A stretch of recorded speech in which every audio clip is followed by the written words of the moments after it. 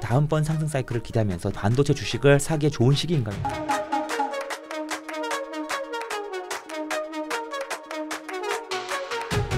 서두르세요. 고정 댓글을 확인하세요. 우리 강정수 박사님 오랜만에 모셨습니다. 안녕하세요. 잘 지내셨죠? 네, 잘 지내고 있습니다. 그 사이에 뭐 테슬라 주가가 이렇게 갔다가 이렇게 갔다가 이렇게 막 또 네, 변동이 많은 많았습니다. 변동이 있었죠. 워낙 변동성이 심하니까요. 지난번에 오셨을 때가 테슬라 주가가 막 $200 안팎. 맞습니다. 네, 그때도 그래서 나름 올랐을 때. 그죠. 그때 그 테슬라 폭발적 성장 시나리오. 네. 테슬라 폭발적 성장 시나리오. 네. 그거 이야기하면서 또 그 이후에 주가 올랐다가 또 조정받았다가 그 네. 이야기는 뒷부분에 좀 해볼게요. 네네네. 우선은 그 최근에 AI 에이전트가 온다라는 책도 내셨고, 네. 또 11월에는 네. 아예 AI 에이전트 관련된 책을 네, 시대 경제 주인이 바뀐다. 좀 크게 잡아서. 그거는 이제 별도로 책이 네, 또 나오는 거고. 네. 아니 AI 에이전트가 뭐길래 이렇게 또 주목을 해야 되는 겁니까? 여러분들이 이제 보셔야 되는 것은 제가 이제 고속도로로 비유를 하면 네. 엔비디아에 투자도 많이 하시고 하실 텐데 네. 우리가 이제 AI 경제 전체가 어떻게 그려질까를 좀 저희가 봐야 되거든요. AI 경제. 네, AI 경제 전체의 구조물이 어떻게 생겼을까라고 봤을 때 비교한다라면 지금 엔비디아 칩과 뭐 SK 하이닉스의 뭐 HBM 이런 칩을 가지고 구글이나 마이크로소프트나 뭐 아마존에 납품을 해서 네. 이런 빅테크들이 막 지금 서버를 네. 데이터 센터를 늘려가고 있잖아요. 이거는 경부고속도로하고 호남고속도로를 짓고 있는 거죠. 그러니까 여기에서 실제로 이제 경제가 작동하려면 경부고속도로하고 호남고속도로가 없다라면 또는 KTX 이 철도가 서울과 부산, 서울과 광주 이렇게 깔려야 네. 본격적으로 이제 경제와 물류와 사람의 이동들이 발생하는 거잖아요. 근데 그러기 위해서는 수많은 차량들과 트럭들이 그 위에서 다녀야 되는 거고 그렇죠. 수많은 KTX 정말 차량이 네. 레일웨이 패신저 레일웨이가 다녀야 되는 거잖아요. 아직은 빈 도로를 지금 완성하고 있는 단계다. 인프라 정도. 네, 인프라를 지금 만들고 있는 거고 그 위에는 물론 지금 모델을 만들고 있는 사람들도 있고 그 위에 이제 챗GPT라든지 클로드라든지 챗봇을 만들고 있는데요. 네. 오픈 AI도 챗봇은 1단계 서비스라고 얘기를 하고 있고 그 다음에 이제 나아가는 것이 이제 에이전트 서비스라고 얘기를 하고 있거든요. 에이전트 서비스가 나와야 본격적으로 흔히 말하는 AI 서비스를 만들 수가 있습니다. 다양한 지금도 뭐 API를 이용해서 서비스를 만들고 있지만 아직은 초기 단계라 볼 수 있고요. 쉽게 얘기해서 아이폰과 갤럭시가 나와서 지금 배급되고 있는데 앱스토어가 없는 거죠. 제대로 된. 그러니까 수많은 앱들이 나와야 되는데요. 예를 들면 지금까지 챗GPT라든지 클로드라든지 구글 제미나이는 본인들이 학습한 내용을 가지고 답을 줬어요. 네. 요즘 여러분 AI 검색이라는 얘기는 들어보셨을 겁니다. 그렇죠. 검색이라는 건 뭐냐면 AI가 자기의 영역을 벗어나서 봇이라고 하는 크롤링이라고 하는 도구를 이용해서 웹에서 정보를 추가로 가져와서 이거를 비교해서 매칭시켜가지고 결과를 보여주는 거죠. 네. 또는 요즘 마인드 트립이라고 미국에서는 좀 인기가 있는 서비스인데요. 여행 서비스가 있어요. 여행 AI 에이전트라고 얘기를 해요. 또는 여행 AI 서비스라고 얘기를 하는데 제가 오사카로 2박 3일 여행을 가고 싶다. 뭐 도쿄로 2박 3일 여행을 가고 싶다. 근데 구간을 한 10일을 정해줘요. 네. 그럼 최적의 비행기표하고 저희 버젯 예산도 얘기해주고 호텔 가격을 알아봐서 너 화요일부터 목요일이 제일 좋겠다. 그러면 이때는 비행기를 이거를 추천해주고 호텔은 이거를 추천해줄게. 그러면서 물어봐요. 혹시 라면도 좋아하니? 라면 좋아하지 않아? 온천을 좋아해? 온천을 좋아하지 않아? 뭐 이런 얘기도 하고 복도 창가를 뭐 좋아해? 아니면 복도 좌석을 좋아해? 창가 좌석을 좋아해? 이런 것도 이제 처음엔 얘기를 하면 나중에 이제 기억을 하겠죠. 그러면 표까지 구매해 줍니다. AI로 대답만 하고 일정만 짜주는 것이 아니라 여행 정보에 의해서 저의 예산과 일정을 고려해서 웹사이트에 들어가서 부킹닷컴에 보통 API를 이용하는 거겠죠. 비행기표를 구매를 해주고 호텔 가서 호텔을 구매를 해주고 박물관을 가게 됐다면 박물관 티켓을 예약을 해주고 구매를 해주고 식당 같은 경우는 예약을 해주고 이런 것을 AI가 알아서 하기 시작하는 거죠. 그래서 AI 에이전트를 다시 좀 쉽게 정의하면 이용자가 요구하는 목표를 이루기 위해서 AI가 자신 말고도 다른 도구를 활용해서 그 목표를 효과적으로 이뤄내는 것을 우리가 AI 에이전트라고 얘기를 합니다. 이것이 진짜 비서. 그렇죠. 완전한 AI 비서죠. 비서. 그러니까 자기의 능력만으로 뭔가를 하는 게 아니라 누구의 부탁을 받는 거고 예를 들자면 이번에 마이크로소프트가 시연한 거는 뭐냐면 이제 이 코파일럿 스튜디오라고 해서 맥킨지 같은 경우는 하루에 10,000통이 넘는 업무 문의 메일이 온다 그래요. 지금까지는 사람이 그걸 보고서 아 이건 뭘 물어보는 거구나. 왜냐하면 이렇게 질문이 명확하지 않을 때도 있거든요. 네. 아 이거는 우리 회사의 전문가 목록을 찾아보고 아 이 사람한테 이것을 포워딩해 주면 되겠구나 메일을. 예. 그래서 그 사람한테 포워딩해 줬다는 거예요. 그러면 그 이거를 지금까지 10,000개가 넘는 메일을 수작업을 통해서 네. 회사의 전문가와 매칭을 시켜줬더라. 그런데 이번에 그 마이크로소프트에서 만든 이 에이전트를 개발자가 개발한 것이 아니라 이렇게 우리가 말하는 자연어로 나는 이러이러한 메일을 회사의 지식 DB랑 비교를 해서 전문가 DB랑 그래서 그 사람에게 포워딩 해줘라는 프로그램을 찾아서 네가 넘겨줘. 프로그램을 짜고 싶어. 그랬더니 프로그램을 짜줘서 그것을 작동시켜줬다라는 거예요. 근데 여기서 필요한 도구는 뭐냐면 우선은 메일을 내용을 파싱이라고 하죠. 메일 내용에 정확하게 요구사항이 뭔지를 분류하는 건 이건 AI 스스로가 할 수 있어요.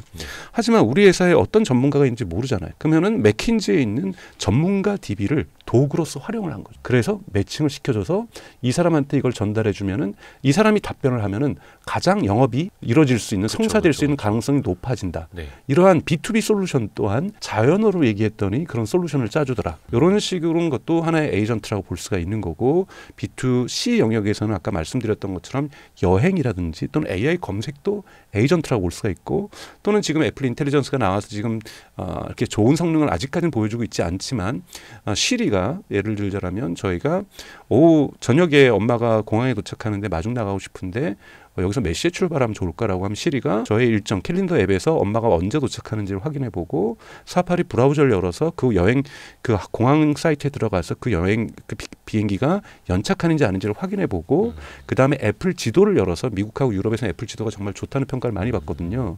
애플 지도를 열어서 교통 상황과 뭐 교통 정체를 고려해서 몇 시에 여기서 당신이 있는 곳에서 출발하면 좋겠다는 답을 주기 시작하거든요.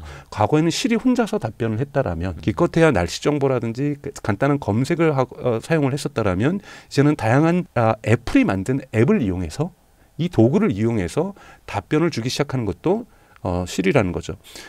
이것이 에이전트라고 얘기할 수가 있는 거고요. 왜 이것이 중요하냐면 우리가 종교적으로 어떤 여러분 입장을 갖는 거하고 무관하게 그냥 학술적으로 진화론 쪽의 입장에서 볼 때 오스트랄로피테쿠스에서 네. 호모 사피엔스로 바로 간 것이 아니라 호모 하빌리스로 인간이 진화를 합니다. 호모 하빌리스라는 단어가 뜻이 뭐냐면 도구를 쓰는 인간이라는 거예요. 이 도구를 쓰는 인간이 그러니까 즉 인간이 처음으로 도구를 쓰기 시작하면서 석기를 시작하고 불을 쓰기 시작하고 철기를 쓰기 시작하면서 인간의 뇌도 커졌다 그러고 인간이 할 수 있는 일도 많아졌다 그래요. 네. 그러면서 호모 사피엔스로 단계를 거쳐서 진화하는 거거든요. 호모 사피엔스는 슬기로운 인간이라는 뜻이잖아요. 네. 슬기로워지기 전에 슬기로워진다기 전에 도구를 썼다라는 거죠. 그래서 AI가 스스로 답변하는 것이 아니라 답변하기 위해서 또는 이용자가 요구하는 것을 실행하기 위해서 AI 외부에 있는 도구를 활용해서 무언가를 한다. 이것을 우리가 에이전트라고 얘기를 하는 거고 이 에이전트 시대가 앞으로 열릴 거라는 거고 이것이 어떤 식으로 열릴 것이냐 했을 때 대기업도 중요하고요.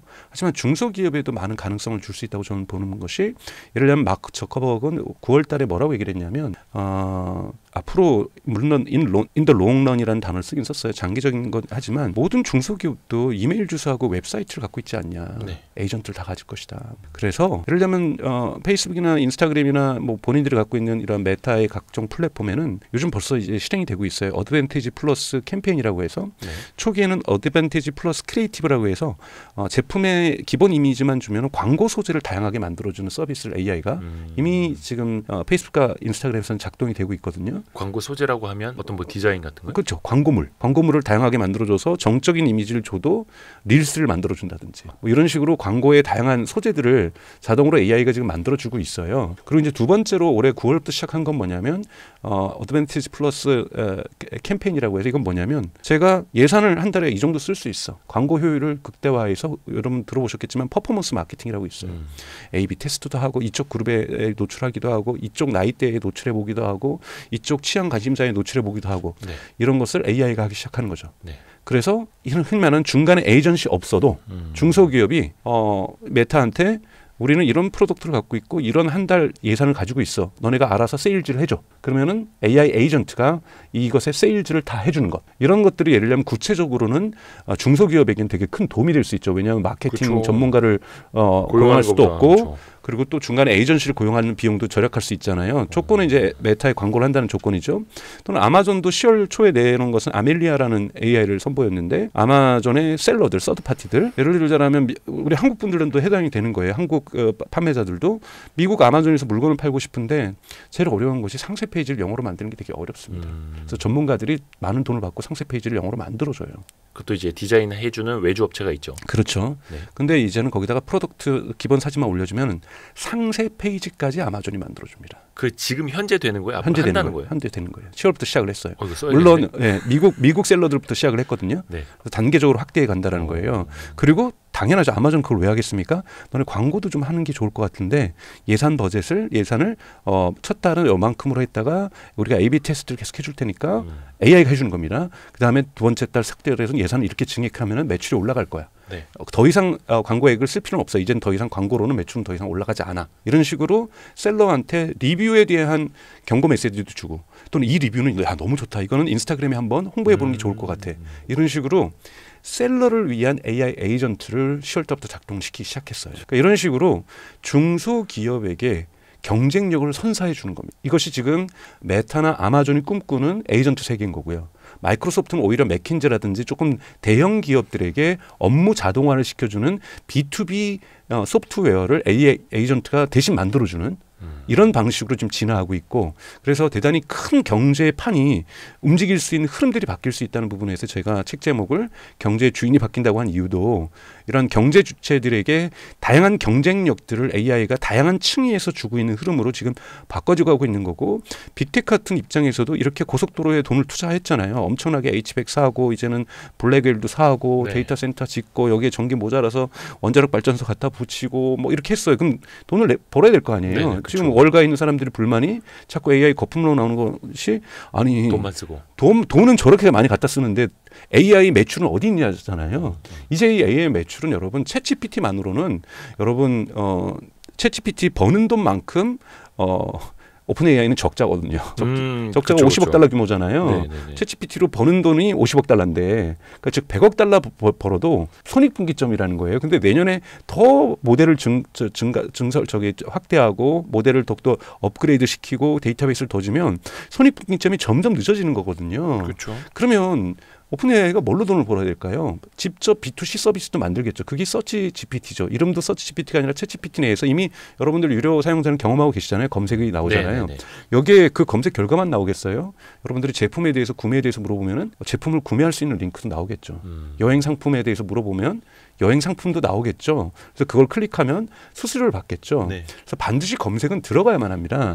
그러니까 구글의 아성을 무너뜨리지 않으면 오픈 AI가 매출을 폭발적으로 증가시킬 수 있는 부분이 없다라는 거고 또 하나는 에이전트는 B2B 영업이죠. 다양한 이런 솔루션들을 만들 수 있는 업무 자동화를 할 수 있는 만들어줄 수 있는 B2B 서비스로 오픈 AI가 들어가게 될 거고 이것이 에이전트가 작동하는 부분이라고 할 수가 있는 거고요. 그렇기 때문에 매출을 챗GPT 가지고 여러분들 어떻게 ROI가 나오겠습니까? 이 막대한 돈이 천문학적인 돈이 들어가는 곳에 그렇기 때문에 사업을 확장하기 위해서 AI 에이전트로 시대로 접어들기 시작한다는 거고 여기에는 그들은 다 비전과 꿈을 얘기를 해요. 네.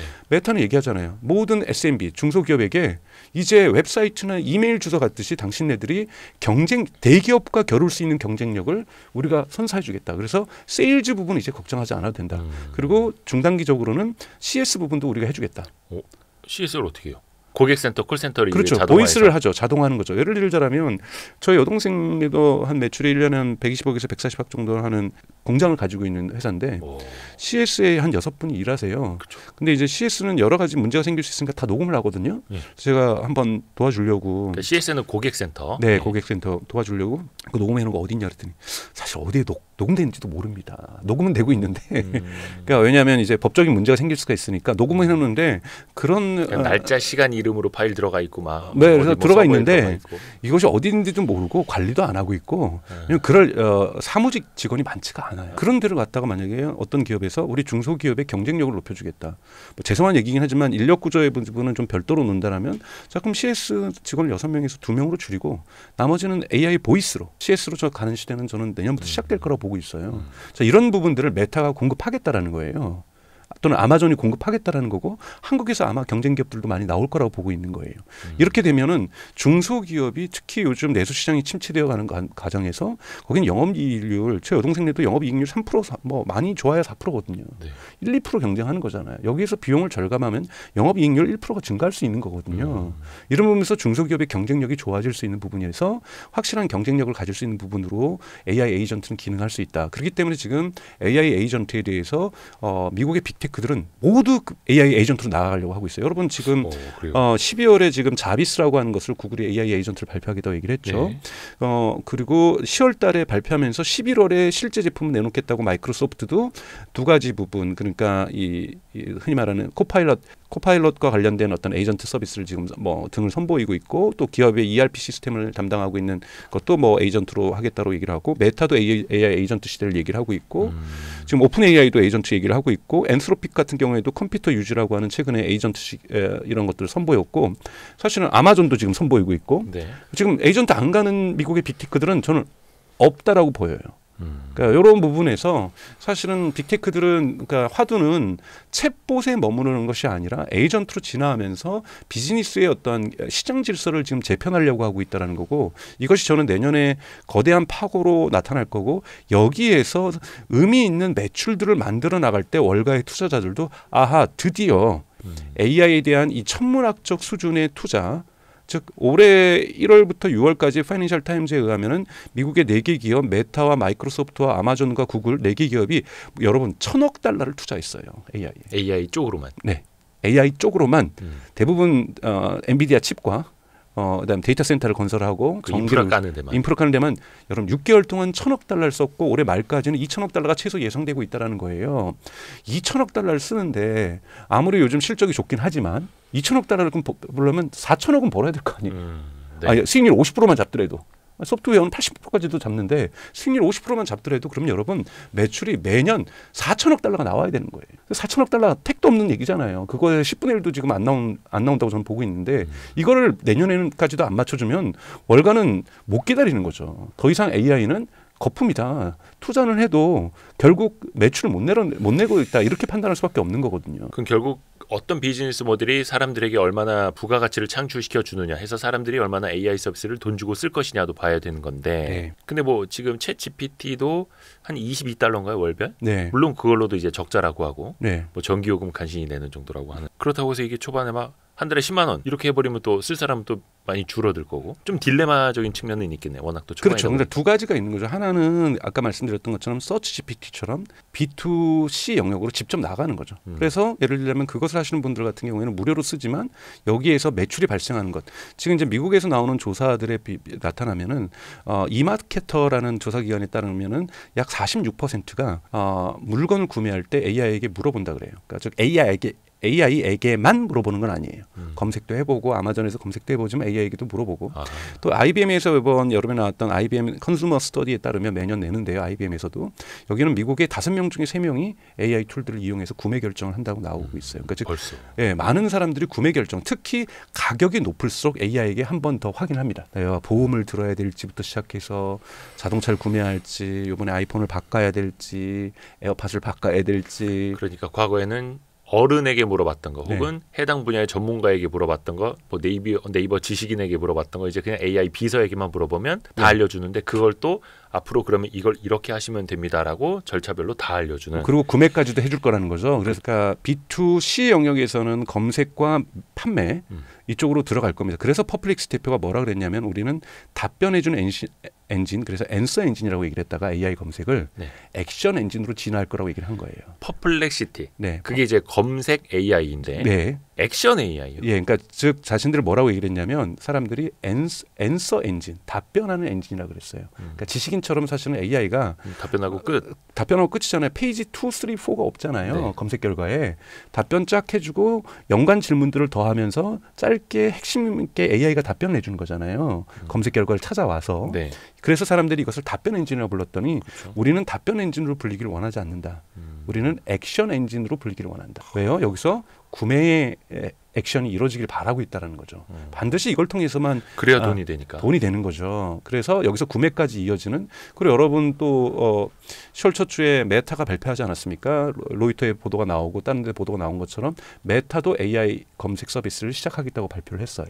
상업적인 거, 커머셜 어떤 뭐 유통이라든지 이쪽 시장을 다 먹어야 아마존처럼 이 시장 큰 시장을 먹으려고 AI 업체들이 액션 AI로 가는 걸 텐데 네. 그렇다고 해서 저마다 각각의 에이전트 서비스를 다 내놔야 할까요? 어떻게 보면 나중에는 네이버라는 포털이 쇼핑도 하고 아마존이라는 이제 덩치 큰 데가 온라인 그 뭐라 해야 되나 마켓을 다 먹었듯이 네. 하나의 포털로 들어가서 사람들이 다 거기에서 검색을 통해서 각각 살 수 있는 루트로 다 뻗어 나갈 수도 있는 거잖아요.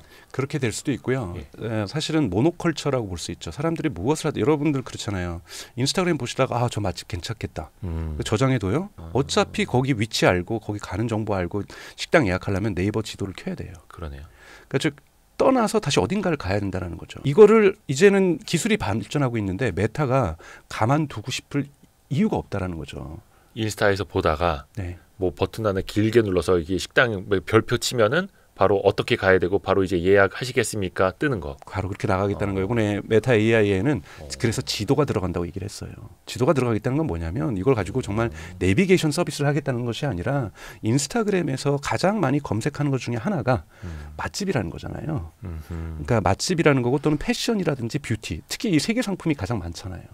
그렇죠. 그러면 여기에 대해서 메타를 떠나서 되는 것이 아니라 메타 안에서 구매까지 이루어지고 배송 확인까지 하겠다라는 거예요. 예약도 하고 맛집에 대한 예약도 하고 이것이 메타가 가지고 있는 거기 때문에 앞으로 버티컬이 많아질 겁니다. 예를 들자면 오픈 AI가 검색 시장이 들어왔어도 예를 들면 아이폰을 통해서 시리랑 연결돼서 지금 오픈 AI 챗GPT가 검색 서비스를 결합한 챗GPT가 답변을 할 거예요. 거기만 만족할 거예요. 제가 만약에 오픈 AI의 영업 담당 임원이라면 저기 한국에 가서 당근마켓이 유행한다는데 당근마켓 혹시 검색 엔진에 우리 오픈 AI에서 만든 서치 GPT를 써볼 생각이 없는지 한번 물어봐 줄래? 뭐 그렇게 얘기할 수도 있는 거고요. 또는 뭐 한국의 야놀자 서비스에 가서 거기에도 검색 서비스가 없을 텐데 내부 검색 서비스가 야놀자에도 우리 거를 좀 해줄 수 있다든지. 내부 뭐 키워드 검색은 있겠지만 네. AI 검색이 없다. 네, 그래서 버티컬 검색이라고 할 수 있죠. 각각 개별 서비스마다 그 개별 서비스에 특화된. 예를 들자면 야놀자 가서 숙소를 예약하는데 거기서 혹시 그 숙소 근처에 볼거리가라든지 놀러 갈 것이라든지 맛집 정보를 알려줘라고 거기서 물어볼 수 있는 거잖아요. 1박 2일 스케줄을 다 짜줘. 그렇죠. 네, 1박 2일 스케줄을 짜줘라고 얘기할 수도 있고 가장 붐비지 않는 요금이 뭐 이런 요금이 저렴하거나 붐비지 않을 때를 알려줘라고 얘기를 한다면 지금 야놀자 검색에서는 그것은 불가능하잖아요. 그런데 여기에 오픈 AI의 서치 GPT가 들어가면 그건 가능해지는 거거든요. 그러니까 서치 GPT는 모노컬처로 모든 가 시작 페이지로 다 오세요. 우리가 이제 인터넷 처음 나올 때 시작 페이지를 네이버로 쓰냐 구글로 쓰냐처럼 어차피 너네 어디 가도 시작 페이지로 돌아올 거야. 시작도 여기서 하지만 다 돌아올 거야. 라고 하는 저는 이걸 모노컬처라고 얘기를 하는데요. 이런 것이 아니라 너네들이 어디에 있던 무언가를 검색하고 싶은 영감이 떠오를 때 동기부여가 될 때 그냥 그곳에서 해. 그럼 그곳에서 구매까지 다 결정을 하고 모든 결정을 내려. 우리가 그걸 도와줄게 AI가. 이것이 AI 에이전트가 그리는 B2C, 그러니까 C 시장의 모습이라는 거예요. 박사님 혹시 지금 인터넷 시작 페이지가 뭡니까? 저는 뭐 아직까지는 구글입니다만 사실은 뭐 거의 대부분이 그죠. 구글 아니면 네이버인데. 근데 이제 저는 이제 검색의 그러니까 기본값은 퍼플렉시티로 바꿨습니다. 그러니까 이렇게 된다는 거죠. 이제 액션 AI, 그러니까 서치 AI는 기본이고 액션 AI를 그냥 기본적으로 첫 창에 띄워놓고 네. 검색도 그걸로 시작을 하고 네. 뭐 구매도 그걸로 시작을 하고. 그렇죠. 다른 데 이제 난리 났네요. 그러니까 검색 그렇죠. 엔진이 그래서 나오고 저는 뭐 이 쇼핑 질서 엔진들. 재편에 적응을 해야 되고 또 하나는 기업들 입장에서는 마케팅도 이제 바뀌는 것이 처음에 마케팅의 1단계에서는 예. 어떤 일이 있었냐면은 주로 이제 광고 소재를 만들어주는 것, 그러니까 뭔가 생성 AI, 제네러티브 AI다 보니까 네. 만들어준다는 것에 우리가 너무 많이 빠졌던 거예요. 네. 그래서 디자이너를 대신해서 광고 이미지를 만들어주고 소라 나온다니까 그럼 동영상 광고도 만들어주겠지. 여기에 대부분 마케팅 에이전시가 마케팅의 미래는 창작을 AI가 대신해준다라고 생각을 했던 거예요. 그렇지 않습니다. 그건 일부고요. 문제는 더욱더 어려운 반복적인 일이지만 되게 어려운 건 뭐냐면 그 광고를 효과 있게 해서 성과를 내서 매출로 전환시켜주는 거거든요. 그래서 지금 AI 시대의 마케팅의 2단계는 매출로 전환시켜줄 이러한 AI를 활용하는 것 그리고 왜냐하면 지금도 메타 입장에서는 요즘 최근에 여러분 아시겠지만 2022년에 되게 안 좋았잖아요. 그건 뭐냐면 2021년에 애플이 ATT라는 정책을 쓰면서 앱 트랜스퍼런시 개인정보 이거 개인정보를 못 가져가게 하면서 광고의 효율성이 탁 떨어졌잖아요. 페이스북 메타 난리 났었죠. 그렇죠. 그러면서 그걸 어떻게 극복했습니까? AI로 극복했잖아요. 자체적으로. AI로 극복을 했거든요. 그래서 지금 AI가 더 진화될수록 메타의 광고율은 더 올라갈 겁니다. 그럼 메타의 매출은 전 더 올라갈 거라 보고, 그리고 AI가 메타가 하려는 의도는 뭐예요? 제 여동생네 회사에서 예를 들면 지금까지는 공장을 운영하고 생산만 했었지만 마케팅 능력이 별로 없었어요. 그러면 마케팅 두려워해요. 마케팅 에이전시는 또 어디를 써야 될지, 에이전시가 잘할까 못할까. 그냥 메타한테 맡기면 우리가 물론 에이전시는 좀 일부 타격이 있겠죠. 우리가 에이전시 역할 해줄게요. 그냥 당신 제품 주면 우리가 분석해서 이거를 세일즈 목표 로아스라고 보통 얘기를 하는데 그 목표 300% 600% 만들어 볼게 한번 6개월 내에. 우리 AI가 해줄 겁니다. 그 대신 우리한테 광고하세요. 이런 식으로 지금 진화하고 있다는 거고, 이걸 구글도 지금 똑같이 지금 제공하고 있고, AI에 입각한 이런 에이전시 기능을, 그다음에 틱톡도 그렇게 하고 있거든요. 그래서 이런 식으로 AI가 우리의 비즈니스를 도와주는 또는 비용을 절감시켜주는, 특히 중소기업에 이런 부분에서 거대한 역할을 할 거라고 보고 있습니다. 앞부분에서는 우리가 이걸 이용자 측면에서 생각을 해봤다면, 이번에 이제 기업 입장에서 어떻게 보면 이제 비용도 확실히 절감을 하는 거고 마케팅 효율도 확실히 높일 수 있는 것. 그러니까 지금까지는 사실 이제 많은 사람들이 페이스북이나 인스타 쪽으로 이제 광고를 돌리려고 해도 기업들이 어떤 마케팅을 위해서 이걸 어떻게 효율적이고, 그래서 뭐 퍼포먼스 마케팅 대행하는 회사들도 많아졌고 마케터를 채용을 해야 됐고 이랬었는데, 이제 그게 싹 사라질 수도 있는 거예요? 그렇죠. 그럼 퍼포먼스 마케팅하는 회사들 망합니까? 일부 저는 퍼포먼스 마케팅은 정점에 도달했다고 봐요. 더 이상 인간이 상장사들 많은데. 그러니까 퍼포먼스 마케팅은 저는 죄송하지만 사라지지 않습니다. 정점에 도달했고 그 퍼포먼스 마케팅은 AI가 대신할 거예요. 보셔야 될 것은, 제가 AI와 관련돼서 패러다임의 전환을 좀 말씀을 마지막으로 좀 드리고 싶은 것은, 지금까지는 대기업이나 임원들도 그랬어요. 한번 써보자. 직원들도 보안 문제 때문에 쓸 수 없어. 뭐 여러 가지 이렇게 해서 이걸 쓰면 개인들의 업무 역량이 좋아질까, 이런 고민들을 하셨어요. 이건 전 잘못된 접근입니다. 그러니까 지금까지는 두 가지가 있었어요. 예를 들면 구글이나 페이스북은 컴퓨터가 우리를 위해서 검색해주고, 컴퓨터가 우리를 위해서 알고리즘을 해가지고 어떤 컨텐츠를 볼지를 결정해주고, 유튜브가 또 결정해주고, 컴퓨터가 뭔가 우리를 대신해주는 무언가를가의 철학이 있었고요. 그 다음에 마이크로소프트나 이런 것들 같은 경우에는 애플도 마찬가지고 컴퓨터를 활용해서 우리의 생산성을 증가시키는 거죠. 엑셀을 쓰고 파워포인트를 쓰고. 그러니까 도구로서의 이러한 기계, 그리고 이쪽은 그 기계가 인간을 대신해주는 것으로서의 이런 철학으로 있었다라면, 저는 AI는 좀 더 우리가 접근해야 될 건 뭐냐면, 우리 기업의 근로자들이나 노동자들의, 또는 우리 업무하는 사람들의 생산성이 좋아지겠다, 이런 부분으로 보시면 안 되죠. 제가 비유를 책에서도 들었던 건 뭐냐면 60년대하고 70년대 거쳐서 이 미국에서 당좌 계좌 또는 보통 저축은행, 그냥 저축 계좌 하나 우리가 갖고 있는 계좌를 들기 위해서는 엄청난 비용이 들었습니다. 생각을 해보세요. 한번 여러분들 뉴욕의 뱅크 오브 아메리카 1970년대라고 치잖아요. 그 다음에 뭐 이렇게 하면은 부킹이라고 영어를 쓰시면, 이 부킹하는 오면은 한 200명의 여성들이 앉아 있어요. 주로 이제 인건비가 저렴했던 뭐 여성 노동 차별이겠지만 여성들이 앉아 있고, 그러면 다 책상에 타자기가 있고요, 계산기가 있고 전화기가 있어요. 그럼 전화가 와요. 누구 계좌에 몇 번부터 몇 번은 이 사람이 담당하고 몇 번부터 몇 번을 담당할 테니까 계좌에 지금 100만 원 인출. 그러면 계산기 눌러서 빼기 100만 원 하면 얼마 남는지까지는 해서 그걸 타자로 다 입력을 합니다. 그러지 않으면 당좌 계좌가 운영이 될 수가 없잖아요. 그래서 당좌 계좌는 유료로 운영이 됐어요. 제가 독일에 1997년에 유학을 갔는데요. 그때 가장 충격을 받았던 것 중에 여러 가지가 있지만 하나가 뭐냐면, 은행에 계좌를 낸다는 것은 한 달에 매우 저렴하지 않은 비용에 돈을 내야만 해요. 계좌 이용료 내야 되죠. 내 돈을 이용료. 맡기는데도, 우리나라에서는 상상도 할 수 없는. 그렇죠. 내 돈을 맡기는데도 계좌 이용료를 개인이 다 내야만 했어요. 모든 은행이. 그리고 심지어는 타 은행으로 돈을 붙일 때는요, 수수료 엄청 쓰고. 수수료도 떼요. 그래서 정말 눈물 났거든요. 우리나라에서는 그랬다가 이제 은행이 아주 쥐잡듯이. 그렇죠. 근데 왜 독일이 그랬을까요? 독일이 잘못한 거예요. 이미 그 사람들의 60년대, 70년대부터 거기 경제 규모가 발전했었으니까 모든 사람들이 은행에서 돈 맡긴다는 건 돈이 드는 거야라는 당연하게 생각을 한 거예요. 비용이 들어가니까 우리한테 비용을 받겠지. 근데 그들이 비용을 아끼든 말든 원래 비용이 들어가는 거니 비용을 받는 거였어요. 근데 독일에 시디방크가 들어오기 시작합니다. 독일에 시디방크가 들어오면서 비용을 안 받아버린 거예요. 이 짠돌이 독일인들이 다 시디방크로 가는 거예요. 자, 여러분, 여러분들이 선택해야 될 것은 뭐냐면 AI를 쓸까 말까는 전략적 옵션에 있어서 안 쓰면 여러분 이 비즈니스 기회를 놓친다고 보셔야 돼요. AI를 쓰면 에이전트를 쓰게 되면 반드시 비용을 줄일 수 있어요. 이 비용을 줄여서 우리는 새로운 비즈니스를 구상하면서 자 보세요. 당좌 계좌를 영원으로 계좌를 무료로 하니까 뭐예요? 많은 사람들이 집에 있는 돈들을 자그마한 현금이라도 다 은행에다 갖다 맡기죠. 그러면 은행의 고객 수가 폭증하는 거고 은행에 맡겨지는 예탁금이 폭등하는 거잖아요. 이걸 가지고 새로운 서비스, 대출 서비스라든지 이런 서비스로서 성장의 모멘텀을 볼 것인가?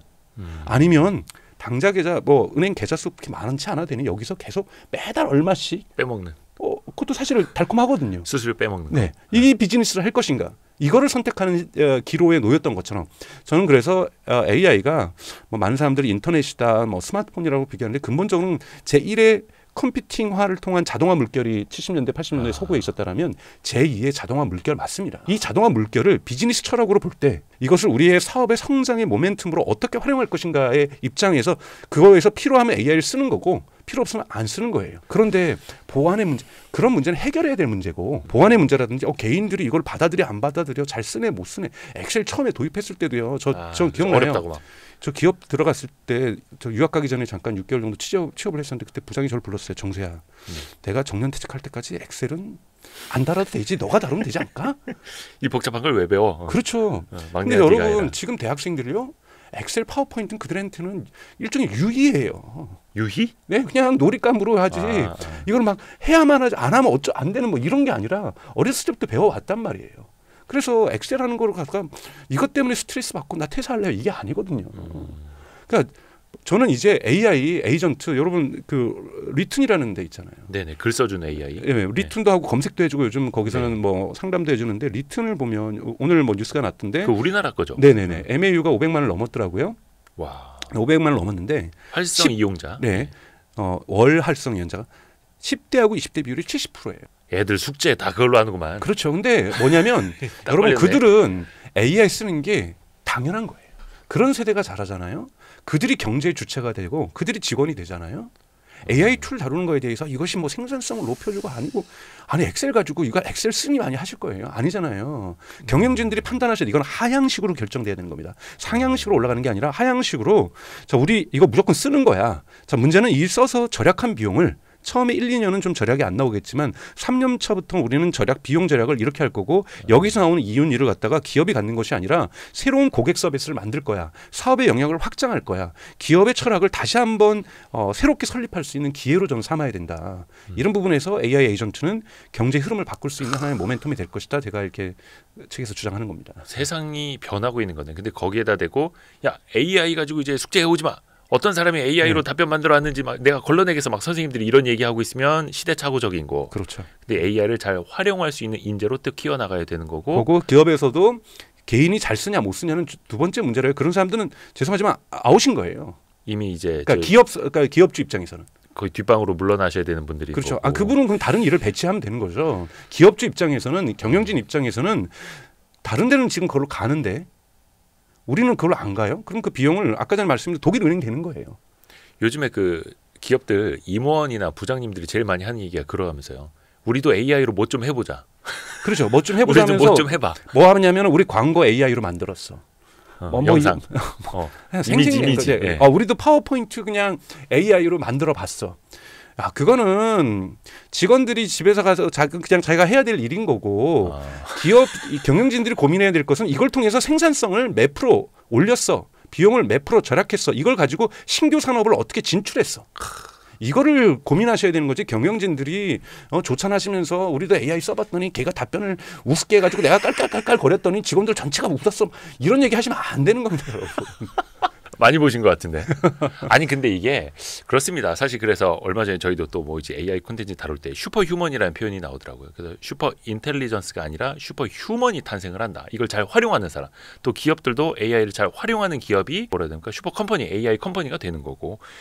저희도 좀 위기감이 느껴지네요. 우리도 빨리 도입합시다. 이제 사장님들이 이러는 거죠. 자, 그러면 기한 올리세요. 기한서 올리세요. 우리도 AI 도입합시다. 네, 근데 그것이 시간은 좀 걸립니다. 그것을 하기 위해서는 지금의 챗봇이 할 수 있는 게 아니에요. AI 에이전트가 할 수 있는 거거든요.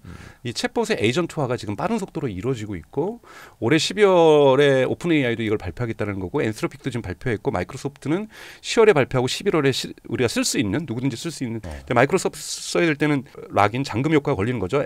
MS 애저에서 그 작동이 되는 거니까 그걸 써야 되는 거고 구글도 지금 자비스를 12월에 내놓겠다고 하는 것은 또 구글 클라우드를 써야 되는 거고 뭐 이런 다 단점들이 있긴 하지만 AI 에이전트 시대로 올해 말이나 내년 초에는 가게 된다는 거죠. 그러면 보셔야 될 것은 비전을 새롭게 설계하는. 우리는 이걸 통해서 어떤 새로운 일을 할 수 있을 것인가. 우리는 이걸 통해서 어떠한 고객 서비스를 새롭게 만들 수 있을 것인가. 선생님 질문 있습니다. 네. 그 AI 에이전트를 어차피 만들 수 있는 기업은 손에 꼽을 정도밖에 없을 거고 네. 그 기업들은 AI 인프라 이후에 AI 서비스로 커나가는 기업들이 될 거고 네. 대부분의 기업들은 그 이 AI 서비스나 AI 에이전트를 이용하는 기업들인 거잖아요. 이용하기도 하지만 대중 서비스를 만들 수 있죠. 예를 들자면 이거를 활용을 해서요. 그렇죠. 2차적으로요. 네, 예를 들면 미국에서 지금 대단히 인기 있는 서비스 중에 하나가 법률 AI 에이전트예요. 예. 근데 한국은 이제 그런 거 로톡도 지금 금지당하고 있는 상황이니까 소송당하죠. 어렵지만 여러분 어떤 세계가 펼쳐질지를 보십시오. 하업이라는 기업이 있고 이건 오픈 AI에서 투자를 한 곳인데 여기서 상해라든지 손해를 봤을 때 과거에는 돈 있는 사람들은 AI 법률 서비스 쓰지 않습니다. 그럼 변호사 고용하죠. 그렇죠. 김앤장 고용을 하죠. 절대 AI가 김앤장 변호사를 이길 수는 없어요. 죽었다 깨나도. 근데 뭐가 바뀌냐면 가처분 소득이 낮아서 변호사를 쓸 수 있다라고 생각하지도 못했던 사람들이 그 시장으로 들어오는 겁니다. 고객으로. 1시간 상담하는데 50만 원. AI 에이전트는 1시간 상담하는데 5,000원. 그러면 쉽게 얘기해서 극단적으로 표현하면 가난한 사람도 변호사를 쓸 수가 있는 시대로 가는 거예요. 이것이 그러니까 휴먼 코스트, 그러니까 인간 인건비가 비쌌던 영역일수록 여기에 AI 서비스가 들어올 수가 있습니다. 역설적이네요. 네. 예를 들자면 저는 교육 분야에서 뭐 지금까지 에듀테크들 다 망했다 얘기를 하고 있는데요. 기술이 진화하면서 에듀테크도 조금씩 진화하고 있어요. 뭐 동영상 인강 보는 거 없는 것보다 나은 거잖아요. 네네네. 그러니까 그렇죠. 과외 저는 한 번도 과외를 못 받아봤던 세대에서 금지가 있었던 세대에서 자라서 과외를 하면서는 살아봤어도 네네. 그런데 과외 안 받는 것보다 과외가 더 낫죠. 과외가 있어도 공부 못하는 사람들이 있으니까 과외는 별로 필요 없다 이런 식으로 주장하시는 분들이 있는데 그거는 과외의 그 차별성들을 모르시는 거고 여기에서 인간 과외 선생님이 더 낫죠 당연히. 근데 인간 과외 선생님이 소득 수준에서 접근이 불가능한 분들도 분명히 존재해요. 그렇죠. 그런 분들에게 AI 교육이 기능을 해준다라면 의미 있는 거거든요. 이런 시장을 보셔야 된다라는 거죠. 요즘 미국에서 데이터가 나오는 것은 1990년대, 2000년대, 2010년대, 2020년대 인간의 친구 관계 숫자가 몇 명인지를 조사한 데이터들이 있어요. 죄송한 얘기지만 가처분 소득하고 상관관계가 있어요. 긍정에. 돈이 있을수록 친구가 많아요. 그리고 이 부분이 강화되고 있어요. 옛날에는 가난했을 때 다 가난했을 때는 돈이 있으나 없으나 친구들이 많았거든요. 지금 확실하게 골목에서 공차는 친구들. 네. 그런데 이제는 돈이 있어야 어렸을 때부터 친구가 많다라는 것이 통계적으로 나타나고 있다라는 거예요. 그러면 저는 친구 서비스를 AI가 해준다는 것이 가난한 아이들에게 물론 부정적인 효과는 있어요. 부정적인 효과는 있지만 긍정적인 효과만 오면 본다라고 얘기를 한다면 없는 것보다 낫거든요. 대화장들을. 자기를 응원해주고 자기를 인정해주고. 다 그 방구석에서 그러면 영화 허처럼 이렇게 컴퓨터랑 대화하고 핸드폰이랑 대화하고 있는 거 아닙니까? 근데 원래 없었으면 그냥 방구석에 앉아 있었어요. 아무것도 안 하고. 그렇죠. 아니 뭐 인터넷 보고 있었겠죠. 게임하고. 히키코모리가 그거잖아요. 예, 그렇죠. 히키코모리가 방을 벗어날 수 있게 해주는 용기를 보여줄 수가 있는 거죠. 아, 히키코모리가 네. 스마트폰 이렇게 해갖고 렌즈 바깥으로 해갖고 여기 주머니에 딱 넣은 다음에 네. 영화 허처럼 네. 해변 산책하고 이렇게 그렇죠. AI랑 밖으로 얘기하면서 나올 수 있고 저 여성에게 말을 걸 수 있는 용기를 내고 네. 저는 그러니까 여러분 보셔야 될 것은 AI가 대중 서비스에서 서비스로 등장할 부분은 오히려 고소득층이라기보다는 여러분 AI 비서가 뭡니까? 비서 있으면 좋아요. 저도 한번 있어봤는데 너무 좋더라고요.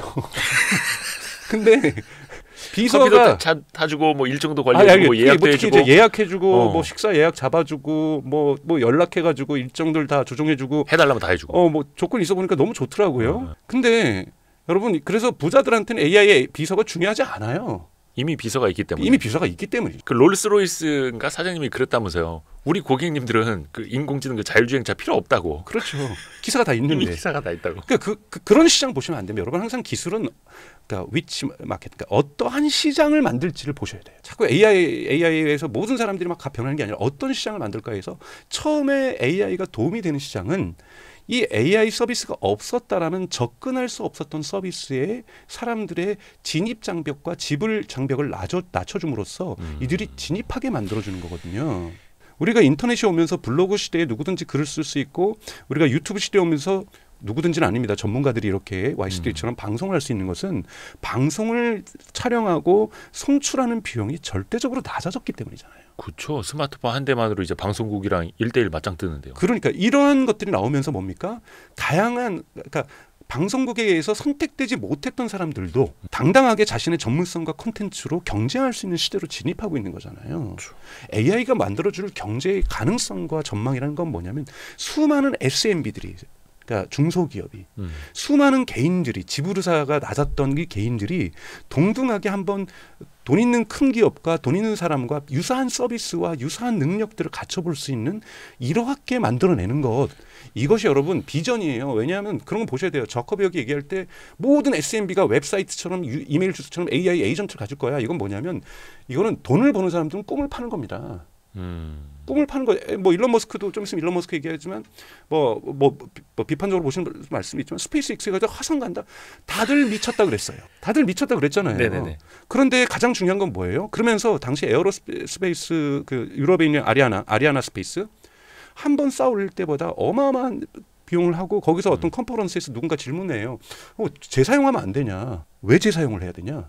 우리는 충분하게 지금 국가로부터 받는 예산 가지고 하니까 이 예산이면은 재사용하지 않아도 올리는 건 문제가 없다. 그리고 1년에 인공위성 쏠려는 사람도 많지 않다.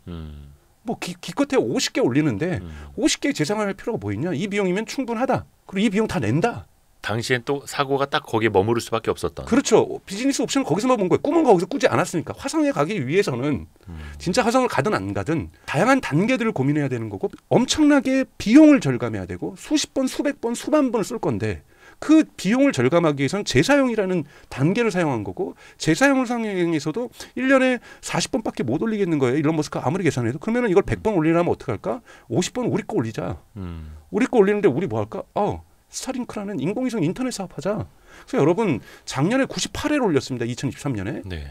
28회를 올렸는데 그중에 반은 뭐냐면 다 스타링크 올리는 데 쓴 거예요. 그래서 스타링크가 벌써 손익분기점 갔어요. 그쵸. 그러니까 98번 올리니까 나머지 중에 반을 자기네가 쓰니까 나머지 반의 가격도 낮아지는 거예요. 그쵸. 규모의 경제를 만든 겁니다. 꿈은 반드시 규모의 경제를 만들어줘야 되는 거거든요. 나중에 제가 테슬라 할 때 말씀 좀 드리겠습니다. 마찬가지로 AI 에이전트를 꿈을 꾼다라면 여러분들 경영진들이 반드시 얘기할 때 우리 회사의 비전은 뭐냐라는 거예요. 비전을 이루기 위한 규모의 경제는 무엇인가? 규모의 경제라는 것은 동일 비용에 더 많은 아웃풋 또는 동일한 아웃풋을 더 적은 비용으로 만드는 거잖아요. 어떻게 동일한 아웃풋을 훨씬 더 적은 비용으로 만들어내서 그것도 지금까지 상상하지 못했던 방식과 지금까지 선택할 수 없는 옵션으로 만들어내서 새로운 비즈니스를 창출해낼 기회를 만들어낼 것인가. 그래서 비즈니스를 확장시켜줄 건가. 즉 기업의 철학을 다시 묻고 있는 것이 AI 시대라는 거죠. 그러니까 거기다 대고 화성에 갈 수 있느냐 없느냐, 화성에서 살 수 있느냐 없느냐 이런 거 말하고 물어보는 사람은 사실은 본질을 못 보고 있는 거네요. 그러니까요. 제가 어디 가서 우리도 그걸로 몇 시간 콘텐츠 뽑았는데. 그러니까 그렇잖아요. 또는 AI 문제점 많아. 막 제가 한 번은 큰 언론사 가서 사람들하고 얘기를 했어요. 네네. 거기에 경영진하고 그랬더니 AI는 할루시네이션 환각도 있고 뭐가 있고 뭐 어떤 답은 또 실수하고 막 그러세요. 아니 좀 기자로서 저한테 질문하시는 거냐. 경영진으로서 질문하시는 거냐 제가 물어봤어요. 기자라면 그렇게 말씀하시는 게 맞다. 근데 경영진은 그렇게 얘기하시면 안 된다. 경영진은 문제점을 어떻게 극복하는 거고 문제는 이걸 가지고 우리는 어떤 꿈을 꿀 것인가를 가지고 생각을 하셔야 되는 거다. 저는 그렇게 생각을 해요. 그래서 단점은 당연히 얘기할 수 있습니다. 여러분 자동차가 처음 났을 때 헨리 포드가 대량 생산했던 게 1907년이잖아요. 네. 배기가스 저감 장치와 관련된 첫 법이 나온 것이 미국에서 1970년대예요. 그때까지는 그냥 특히 불안전 연소 더 많이 했을 거고 지금보다 블랙 스모크라 그랬어요. 그냥 검은 연기를 뿜어내는 악마라 그랬어요. 자동차를. 인간이 50년 동안 60년 동안 그냥 배기가스를 저감할지를 생각도 안 했었는데 얼마나 사람들이 다치고 죽어갔으면 미국에서 이건 위기다. 법안 만들면 안 된다 그래가지고 70년대에 법을 만들었겠어요. 첫 법이에요. 그러니까 문제점은 있을 수 있어요. 문제점은 어떻게 극복하냐가 대단히 중요한 거라고 저는 보고 있고요. 그래서 경영진들이 고민해야 될 것은 AI 문제점이 아니라 이걸 가지고 우리는 어떠한 비전과 꿈을 꿀 것인가. 여기에 우리는 AI를 어떻게 적극적으로 활용할 것인가. 답이 안 나온다라면 답이 될 때까지 우리의 단계별 AI의 목표는 무엇이 되어야 될 것인가. 이 정도면 AI에게 어떤 만큼의 지불을 해서라도 무엇을 이뤄낸다. 이러한 새로운 도구의 시대가 열리면 새로운 기업의 철학이 만들어져야 된다고 저는 보고 있어요. 그러니까 그게 이제 호모사피엔스에서 호모데우스로 넘어가는 과정 막 이렇게 또 될 테고 네. 거기에서 조금이라도 뒤처지면 사실 이제 완전히 도태될 수도 있는 거고 뭐 네. 기업이라면 더더욱이 그럴 네. 테고 개개인의 경쟁력도 거기에서 나올 거고 와이스트리트도 이제 화성 가서 방송하는 걸로 네. 그런 꿈을 좀 꿉시다. 네. 사실 근데 테슬라 질문하면 또 흥분하실 거잖아요. 아니 테슬라는 차분하게 할 겁니다. 요즘 흥분하시는 분들이 워낙 많아서 제가 흥분 그래요? 안 해도 될 것 같아서. 근데 지금 저도 테슬라의 꿈은 굉장히 이제 멀리 있다고 보고 물론 이제 화성 가는 게 테슬라는 아닙니다만 항상 차량 인도대수, 제조, 이익률 거의 자동차 회사처럼 돼야더라고요. 그래서 언제부턴가 테슬라의 분기 실적이 또 그렇게 중요해졌고 근데 그게 맞는 건가 싶기도 하고 좀 헷갈립니다. 뭐 아직 정확한 수치는 없지만 대략적으로 주목구구에 좀 하여튼 대략적인 어떤 통계에 따르면 테슬라의 주식을 50% 정도가 기관 투자자들이 가지고 있고요. 여기에 뭐 연기금도 포함되어 있고 IB 투자은행도 포함되어 있고요. 그리고 50%를 개인 투자자들이 가지고 있습니다. 네. 근데 이제 기관 투자자들이 테슬라를 평가하는 데는 가장 큰 특징은 테슬라를 자동차 회사로 보고 있습니다. 네. 그러니까 자동차 회사로 보다 보니까 여기서 제일 중요한 건 뭐냐? 전체 매출과 매출 영업 총 이익률이 아니라 자동차 부문의 이익률이 대단히 중요하게 여겨져 왔어요. 네. 그리고 자동차 부문에서도 많은 통계들이 잘못된 걸 인용하고 있는데 사실은 테슬라의 기관 투자자들은 CO2 그 배출권 판매 이 액수 이거를 뺍니다 또. 네네. 이거는 정상적인 자동차 비즈니스가 아닌데 테슬라가 그거를 자동차 부분에 넣어놨다. 그럼 이게 순이익률이 그거가 순이익률이 거의 그 고사업만 볼 땐 100%이기 때문에 탄소 배출권 그 RC 판매 금액을 탄소 배출권 이 부분이 전체 자동차 수익률을 크게 개선하거든요. 그래서 반드시 그것을 빼고 개선하셔야 된다. 저도 제 책에서는 그걸 빼고 개선하고 있어요. 딱 완전히 이제 물리적인 자동차만 네. 물리적인 자동차만 보게 된다라는 거고 하지만 테슬라가 뭐 P 레이쇼만 보더라도 대단히 높잖아요. 보통 PR, 예. PR만 보더라도 보통 자동차 기업이 한 10배 정도 되니까요. 그거는 뭐냐면 기관 투자자들도 여기에 성장에 대한 꿈과 성장에 대한 미래 성장의 가능성들은 집어넣고 있어요. 예. 그러니까 어느 정도 그거는 깔고 가는 거고. 근데 이거는 분기별이나 시간별로는 판단할 수 있는 크리테리아 기준점이 마땅치가 않습니다. 아직까지는. 네. 테슬라는 분명하게 우리는 이제 카 컴퍼니가 아니라 AI 로보틱스 컴퍼니로 전환하고 있다고 얘기를 하고 있지만 네. 이것을 판단할 수 있는 즉 밸류에이션 할 수 있는 기준점이 재무제표상에서는 없다 보니 이 부분에 대한 성장 기대치는 하나를 깔고 가긴 가되 그러니까 예를 들자면 팔지도 않고 살지도 않는 거예요. 잘 매도도 안 하고 매수도 안 하는 겁니다. 기관 투자자의 매도량 매수량이 개인 투자자보다 훨씬 적거든요. 그렇기 때문에 개인 투자자들은 사실은 성장 가능성에 좀 더 많이 흔들린다고 왔다 갔다 변동이 크다고 보면 되는 거고 네. 기관 투자자들 같은 경우에는 테슬라의 실적 중에서도 자동차 부분에서도 탄소 배출권 수익을 뺀 부분에서의 이익률을 가지고 프로핏 마진을 보고서 결정하는 경향이 대단히 강하다라는 말씀을 좀 드립니다. 그래서 이 테슬라 주식은 특히 밸류에이션 하기가 더 어렵다는 거죠. 네. 약간은 또 꿈도 반영을 해줘야 되고 네. 자동차만으로 볼 수도 더더욱이 없고 뭐 로봇이라는 것도 있고 도조 컴퓨터도 있고 자율주행도 있고 그러다 보니까 당연히 여러분 결과적으로 변동성이 대단히 큽니다. 그래서 이렇게 변동성이 큰 주식에 대해서 사람 마음 다쳐하시는 분들이 많아요. 나 이제 그만 조리련다. 그러니까 테슬라 주식을 사면은 계속해서 주가가 올라가면 기분 좋고 떨어지면 기분 나쁘고 근데 이것이 계속 요동치는데 요동치는 이유를 잘 모르시겠으니까 너무 마음이 상하신다라는 거예요. 그래서 난 테슬라 주가는 잊으련다, 뭐 작별하련다, 안 보련다, 팔련다, 뭐 이런 분들도 나 이제 내릴래. 지치시는 거죠. 그러면 변동성이 심한 이유는 말씀하셨던 것처럼 테슬라 전체 100%가 흔히 말하는 전통적인 가치평, 기업 가치평가에 의해서 작동되는 것이 아니기 때문에 그럴 수밖에 없는 거죠. 약간 그럼 박사님은 약간 그런 거 없으세요? 주주시잖아요, 테슬라. 네, 주주 맞습니다. 그러니까 저는 저는 이 지피지기 뭐 이렇게 하는 것처럼 많이 아시니까. 그러니까 그것도 있지만 기관 투자자가 어떻게 할지도 좀 봐야 되잖아요. 기관 투자자가 갑자기 매도로 돌아가는 순간 이건 아무리 용을 써도 폭락할 수밖에 없는 거잖아요. 뭐 수급적으로. 네, 그래서 저는 기관 투자자의 평가 기준이 옳다라고 생각하지는 않지만 존중하는 습관을 가지고 있습니다. 그래서 기관 투자자들이 테슬라 주식을 어떻게 보는지에 대해서 보고 여기에서 이것이 회복 불가능한 수준으로 내려가면은 저 또한 매도하겠다라는 결심을 했어요. 그래요? 네, 그래서 그건 뭐냐면 기관 투자자들이 얘기하는 것은 자동차 수익률이 10%대 미만으로 내려간다라면 자동차 부문 영업이익률. 네, 영업이익률이 프로핏 마진이 10%대 미만으로 내려간다라면 저는 100%는 매도하진 않고요. 50%는 매도하겠다. 제가 가지고 있는 것을 이런 생각은 가지고 있습니다. 네. 그러면 어찌 됐든 간에 자동차 부문의 이익도 중요하다라고 네. 볼 수밖에 없다라는 네. 거고. 한번 수치 한번 볼까요? 자동차 부분 이익률만 어떻게 변동하는지요 네네네. 여러분 보시는 것처럼 이것이 제가 2023년 4분기부터 이건 제가 계산한 거예요. 예. 그러니까 탄소 배출권을 제외한 매출 총 이익률의 변화입니다. 17.18%, 16.35%, 14.65%로 지난 분기 때 엄청 떨어졌어요. 네. 지난 분기 때 여러분 CO2 판물 매출권이 테슬라 창업 이래로 가장 높았거든요.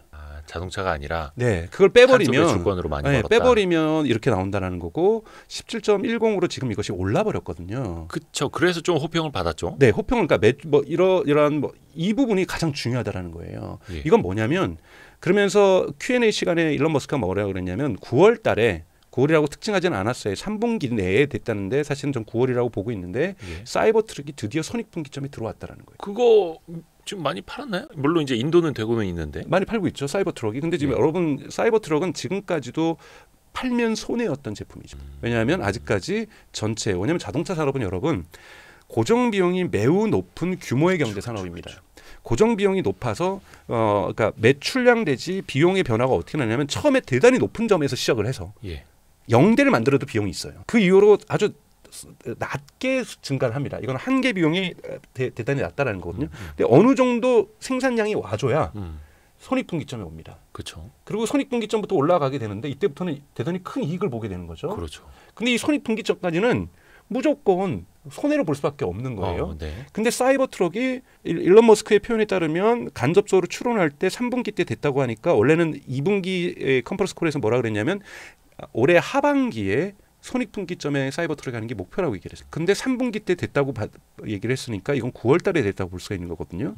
그러면 17.10이 이 4, 4분기 때는 더 증가할 수 있는 여력이 있는 거죠. 4분기에는 영업이익률이 더 올라갈 수 있다. 근데 이제 또 하나 영업이익률을 낮추는 요인과 올라가는 요인이 있습니다. 예. 낮추는 요인은 지금 테슬라가 원래 이 자동차 기업 애널리스트들도 기대를 하고 있지만 테슬라가 올해 매출 총량에서 또는 인도량 총량에서 작년을 넘어서지 않을 가능성이 있다라고 보고 있어요. 인도량 총량에서요? 네, 작년에 이제 180만 대, 6만 대를 팔았잖아요. 뭐 분기당 40몇만 대씩 파니까. 그래서 작년에 180만 대를 팔았어요. 예. 올해는 이걸 넘기는 어려울 거다라고 보고 있어요. 그 역성장이잖아요. 그 역성장이지만 전체 자동차 시장이 안 좋으니 역성장할 수 있다 그래서 기대치를 이미 낮춰놨어요. 특히 뭐 전기차 뭐 캐즘 뭐 이러면서 전기차 네. 시장도 안 좋으니. 네네. 그럼 어쩔 수 없이 자동차 시장에 영향을 받는 기업이라는 거죠. 그렇죠. 근데 지금 테슬라의 목표는 또이또이 하는 거예요. 전문용어로 또이또이. 그러니까 네. 작년하고 맞추는 거죠. 매출량, 그러니까 인도량을. 그러니까 180몇만 대로 맞추는 거예요. 그게 이제 뭐 테슬라가 컨트롤하는 게 아니라 시장 상황 때문에. 그러니까 그거를 목표하고 있습니다. 4분기 때. 4분기 때 그러려면 인도량이 여러분 거의 50만 대가 나와야 돼요. 그러면 테슬라 역사상 가장 많이 팔아요. 그렇죠. 50만 대 넘은 적이 없죠. 없죠. 다 40만 대 때였는데요. 예. 50만 대 정도를 팔아야 테슬라가 4분기 때 그래서 2024년을 총괄해서 180만 대를 좀 넘게 팔 수 있거나 180만 대가 돼요. 50만 대를 팔려면 어떻게 해야 됩니까? 그러니까 테슬라 가격은 거의 횟집 시가처럼 거의. 그러니까 테슬라의 자동차 판매 가격이 낮아질 수 있다라는 거죠. 판매 가격이 낮아지면 여러분 어떻게 됩니까? 이익률이 매출 떨어지죠. 총 이익률이 크게 떨어질 그렇죠. 일이 있어요. 자, 매출 왜 그러냐면 또 하나는 벌써 주니퍼가 뭐 디자인 공개되고 난리가 났잖아요. 중국에선 생산에 들어가니. 그 이제 소형 자동차. 모델 Y요. 예. 모델 Y의 내년도 페이스리프트에 모델 Y가 주니퍼예요? 네, 그것의 페이스리프트 이름이 주니퍼. 이 주니퍼가 지금 디자인도 공개되고 뭐 중국에서는 이미 테스트 생산에 들어갔다 이런 뉴스들이 나오고 있거든요. 그러면은 올해 10월은 지났으니까 11월, 12월에 모델 Y 사야지 했던 사람들이 어떻게 하겠어요? 미루죠. 미루죠. 이거를 전문 용어로 오스본 효과라고 얘기를 합니다. 오스본 효과. 이걸 제가 많은 곳에서 얘기해서 이제 한국 사람들도 많은 분들이 아시는데 이걸 오스본 효과라고 얘기를 합니다. 오스본 효과는 뭐냐면 곧 가까운 시일 내에 신 모델이 나올 거라고 예측하여 그렇죠. 사람들이 지금 있는 구 모델의 구매를 미루는 겁니다. 그 연식 변경 효과 비슷하죠. 그렇죠. 그래서 예를 들면 아이폰 16이 9월 말부터 해서 10월 초에선 구매할 수 있다는데 아이폰 15는 9월 초에 사는 사람은 혹으나 아니면 15의 가격을 낮췄기 때문에. 그렇죠, 그렇죠. 그러니까 미리 또 가격 낮추죠. 그렇죠. 미리 가격을 낮춥니다. 그래서 모델 Y는 올해 11월, 12월, 특히 12월에 엄청난 가격 할인을 할 거예요. 왜요? 내년에 대해서 신차 나오기 시작하면 아무도 안 살 거거든요. 그거는 이제 보통의 자동차 회사들이 쓰는 전략. 그런 전략이죠. 예. 그렇게 되면 올해의 인도량은 많아질 수 있지만 판매 가격이 낮아질 수가 있죠. 또 하나 보셔야 될 그래프가 이건데요. 이 그래프 보시면 테슬라가 얘기를 했어요. 올해 평균 대당 생산 가격이 35,100달러로 낮아졌다. 네네. 4분기 때. 요것을 대단히 이번에 자랑을 했죠. 여러분 중요한 건 뭐냐면 이거는 테슬라 역사 이래는 가장 평균 대당 가격이 낮은 거예요. 사이버 트럭이 있음에도 불구하고. 이건 대단히 중요한 겁니다. 테슬라는 제가 책에도 디테일하게 쓰고 있는데 뭐 전선줄을 아끼거라든지 희귀 금속을 아낀다든지 뭐 이런 식으로 여러 가지 엔지니어적인 혁신을 끊임없이 하고 있으면서 대당 평균 가격을 낮추고 있고 그리고 또 하나 이 배당 평균 가격이 낮아진 데는 엔지니어 기술만 있는 것이 아니라 리튬 가격 인하가 또 있습니다. 리튬 가격이 대단히 크게 떨어지고 있잖아요. 그렇기 때문에 그것도 반영되고 있다고 저는 보고 있어요. 여하튼 가격을 낮추기 때문에 판매 가격의 하락폭만 둔화된다라면 충분히 수익이익률이 커질 수가 있죠. 그러니까 판매 가격의 하락이 아니라 생산 비용이 하락한다면 그렇죠. 그리고 판매 가격이 너무 안 떨어진다면 그리고 판매 가격이 유지가 되고 이 스프레드만 유지가 되면 이 간격 차이니까 결국 판매 가격 대당 판매 가격 평균 판매 가격과 대당 생산 비용을 이 뺀 부분이 이 자동차 순이익률이잖아요. 네네네. 요 부분이 4분기 때 어떻게 변동할 것인가에서 올해 4분기와 내년 초에 주가가 결정난다는 거죠. AI 그 박사님이 그 마우스 사용을 안 하셔가지고 이 부분에 그러니까 지금 43,241달러가 평균 판매 가격이라면 지금 35,100달러가 평균 생산 비용이니까 요 파란 거에서 빨간 수치를 빼면은 이것이 평균 순이익률이 되는 거고요. 그래서 순이익이 되는 거죠. 이익률이 아니라 이것을 비율로 따질 때 순이익률이 되는 거고 이 순이익률이 기관 투자자들이 테슬라를 평가하는데 가장 중요하다라는 거예요. 근데 이 평균 비용에는 무엇도 들어가냐면 자동차의 경우에는 4680 배터리도 들어가요. 그래서 4680 배터리는 아직 손익분기점에 오지 않았어요. 근데 목표하는 것도 올해 4분기 때 손익분기점에 오는 거예요. 왜냐하면 왜 이것이 제일 중요하냐면 사이버트럭 손익분기점 이제 목표 이루어졌습니다. 4680 손익분기점 5대 이루어졌어요. 그런데 또 테슬라한테는 또 투자가 필요해요. 계속. AI 투자도 엄청나게 했어요. 여러분 아시는 것처럼 약 8만 개 필요까지 GPU를 맞췄다고 얘기를 했잖아요. 테슬라가 뭐라고 했냐면 전망 제시에서 내년도에 뉴 베이클스라는 복수를 썼어요. 새로운 자동차들이 나온다. 신모델들? 네, 25년에. 그중에서도 인클루딩 뭐냐면 more affordable 모델스라는 복수를 붙였단 말이에요. 그런데 이거를 흔히 말하는 새로운 넥스트 제너레이션 플랫폼인 그 언박스드 프로세싱이라고 하는 이러한 데서 만드는기에는 너무나도 시설 투자가 많이 드니 이거는 천천히 내년에 단 분기별로 투자를 하고 기존에 있는 모델 Y와 모델 3가 생산되는 생산 라인에서 그것의 저렴이 버전을 만들겠다라는 거. 이것도 구체적으로 얘기 안 하는 건 당연해요. 여러분 이거는 오스본 효과 때문에 구체적으로 얘기하면 안 되는 거거든요. 사람들이 이제 안 사니까. 그렇죠. 근데 기다리니까. 복수로 썼단 말이죠. 여기에 대해서 그 투자자들이 긍정적으로 평가했어요. 왜냐하면 지금 너무 포트폴리오가 낡았다라는 거죠. 페이스리프트가 나오더라도 모델 수가 너무 적다라는 거예요. 자동차 포트폴리오가 많아지면 훨씬 더 구매가 확장될 것이다. 그래서 뭐라고 얘기했냐면 내년에는 매출 전체가 50% 성장할 수 있다. 인도량이. 그러니까 자동차 기업으로도 비전을 확실하게 심어준 거죠. 50%가 성장한다고요? 네, 그래서 250만 대 정도는 뭐 자기네들이 지금 뭐 얘기를 하고 있죠. 30%에서 50% 뭐 이 정도를 얘기를 하고 있는 거예요. 그러니까 이 정도에서 성장을 가능성들을 보고 있는데 저는 그거는 충분히 가능하다고 보고 있어요. 미국 같은 경우에도 올해 7월부터 전기차 시장이 성장률이 다시 높아지기 시작했거든요. 그리고 중국 같은 경우에도 내수 시장 진작을 하기 위한 이러한 국가 정책도 있고 또 하나 여러분 한국인 잘 보도가 안 되고 있는데 오래된 낡은 내연기관 차를 폐차를 하고 신차를 살 때 전기차를 살 때 보조금을 줍니다. 이 부분이 터지면서 지금 중국에서 테슬라가 많이 팔리는 거지 테슬라가 너무 좋아서 잘 팔리는 것이 아니라 요 보조금대 하나에 한 몫을 했어요. 지금 문제가 유일하게는 유럽이거든요. 유럽은 지금 워낙 경기가 안 좋기 때문에 이 전체적으로 그러니까 자동차 시장 전망이 좋지 않습니다. 여러분 다 들으셨겠지만 폭스바겐만 해도 10개의 공장 중에서 3개의 공장을 독일에서 문 닫겠다 이렇게 얘기를 하고 나오고 있고 자동차 시장 전체적으로 안 좋다라는 거죠. 이런 부분에서 저는 이러면 설비 투자가 또 그러니까 뉴 베이클스가 나오기 위해서는 그래도 투자가 필요하다. 투자가 필요하다는 것은 평균 단가를 높여내겠죠. 생산 비용을. 그래서 자동차 기업을 우리가 여러분들은 저도 그렇고 저도 AI 기업으로 진화하고 있다고 봐요. 이거는 저희가 갖고 있는 기대치인 거고 이 기대치가 왜 현실화될 수 있는지는 좀 설명을 드리겠습니다만 기관 투자자가 보는 기준으로 저희도 주식시장을 봐야 된다는 기관 투자자가 만족하니까 분기별 쫙 올라가는 거고 기관 투자자가 실망하니까 위 로봇 행사 뒤에 또 내려가는 거잖아요. 그러니까 이런 패턴들을 여러분 보셨을 때 테슬라가 주가가 성장하기 위해서는 전체 주주의 50%를 차지하고 있는 기관 투자자들이 테슬라를 평가하는 법대로 우리도 주식시장에 예측을 해야 된다.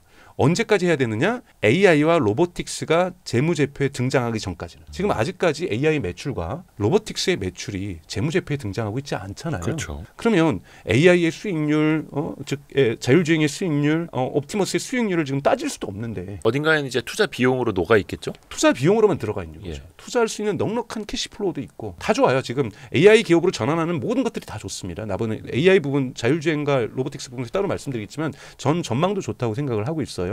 그런데 아직까지는 우리가 잣대가 기준점이 자동차 부분에서의 영업이익률이다. 매출이익률이다. 그러니까 영업이익률. 어쩔 수 없이 재무제표상으로는 그렇죠. CO2도 뺀.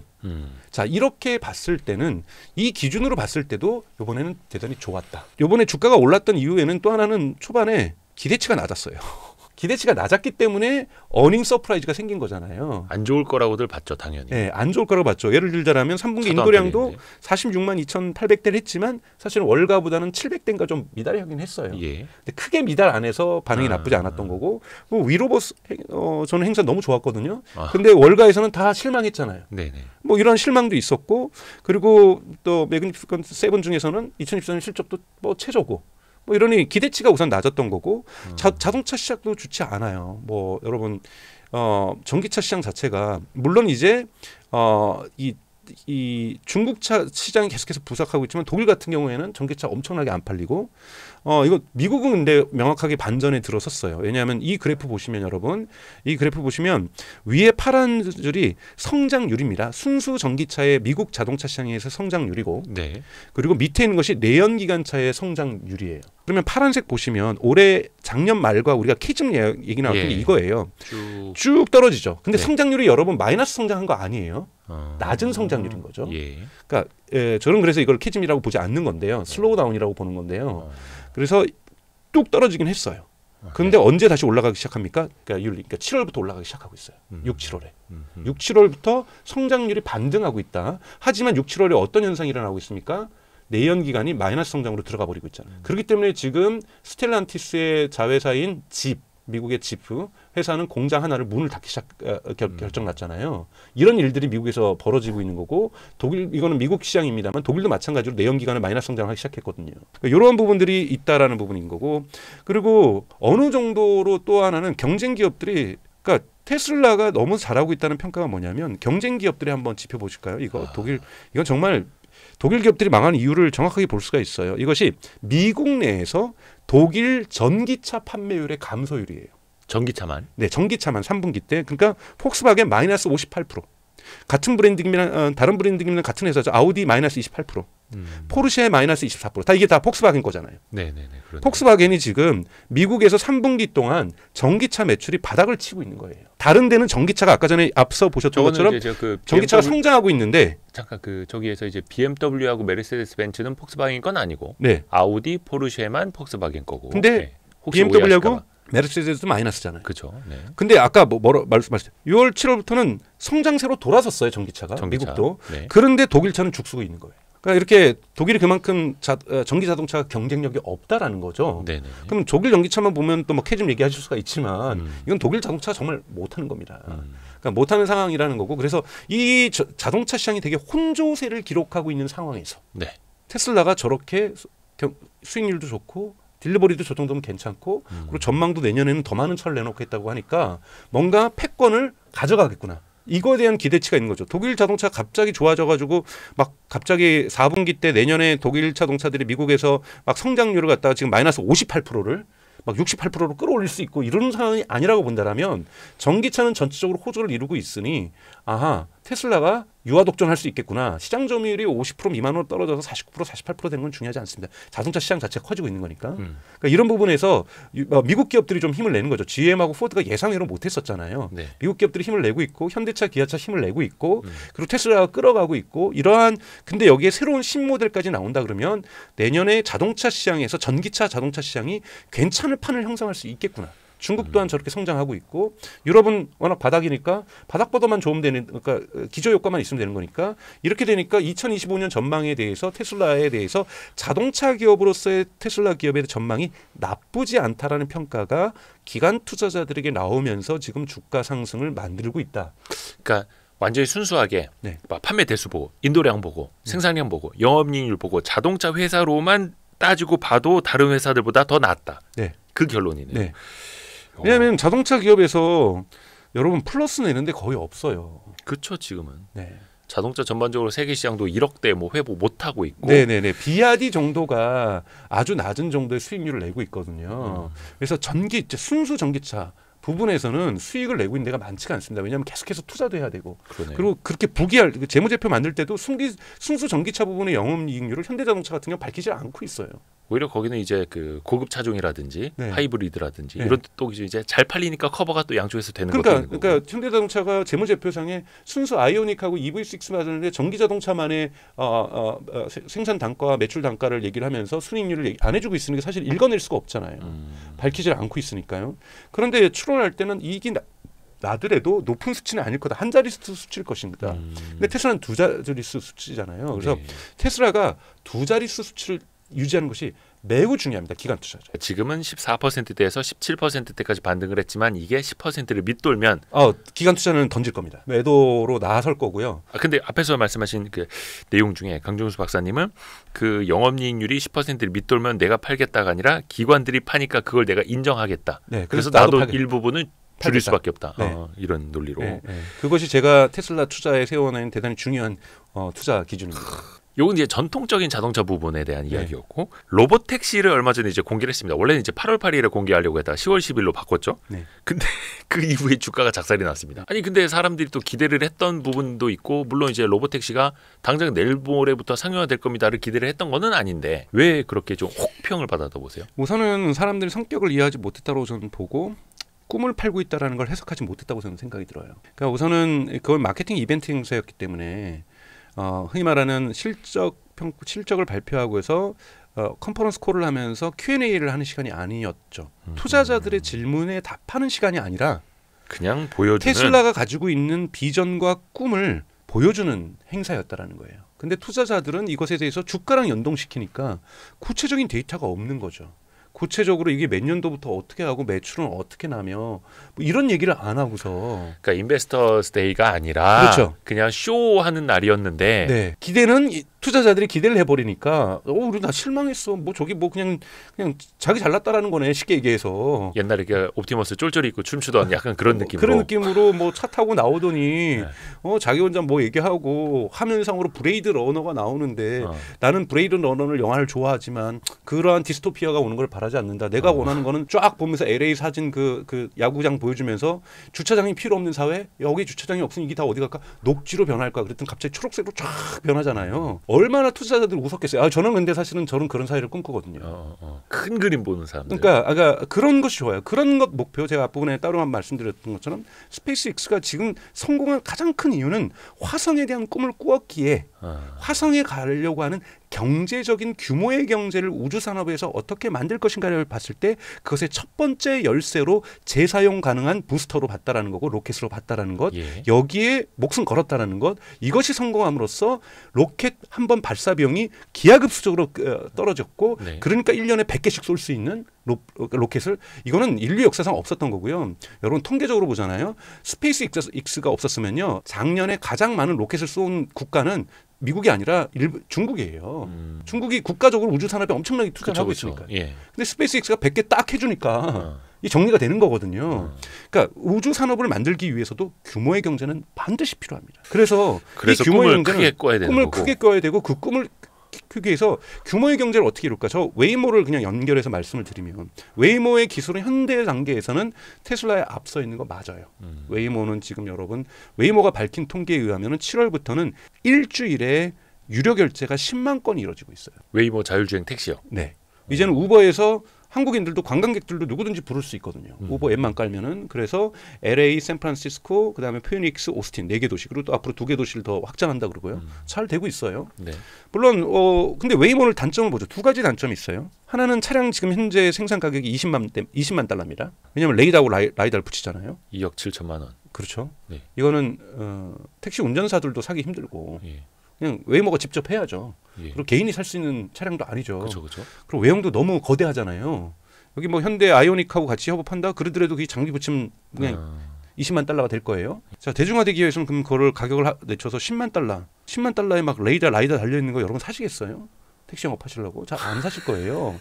대중화되기 되게 어렵다는 거고 두 번째는 안전을 위해서 사람이 원격 조정을 합니다.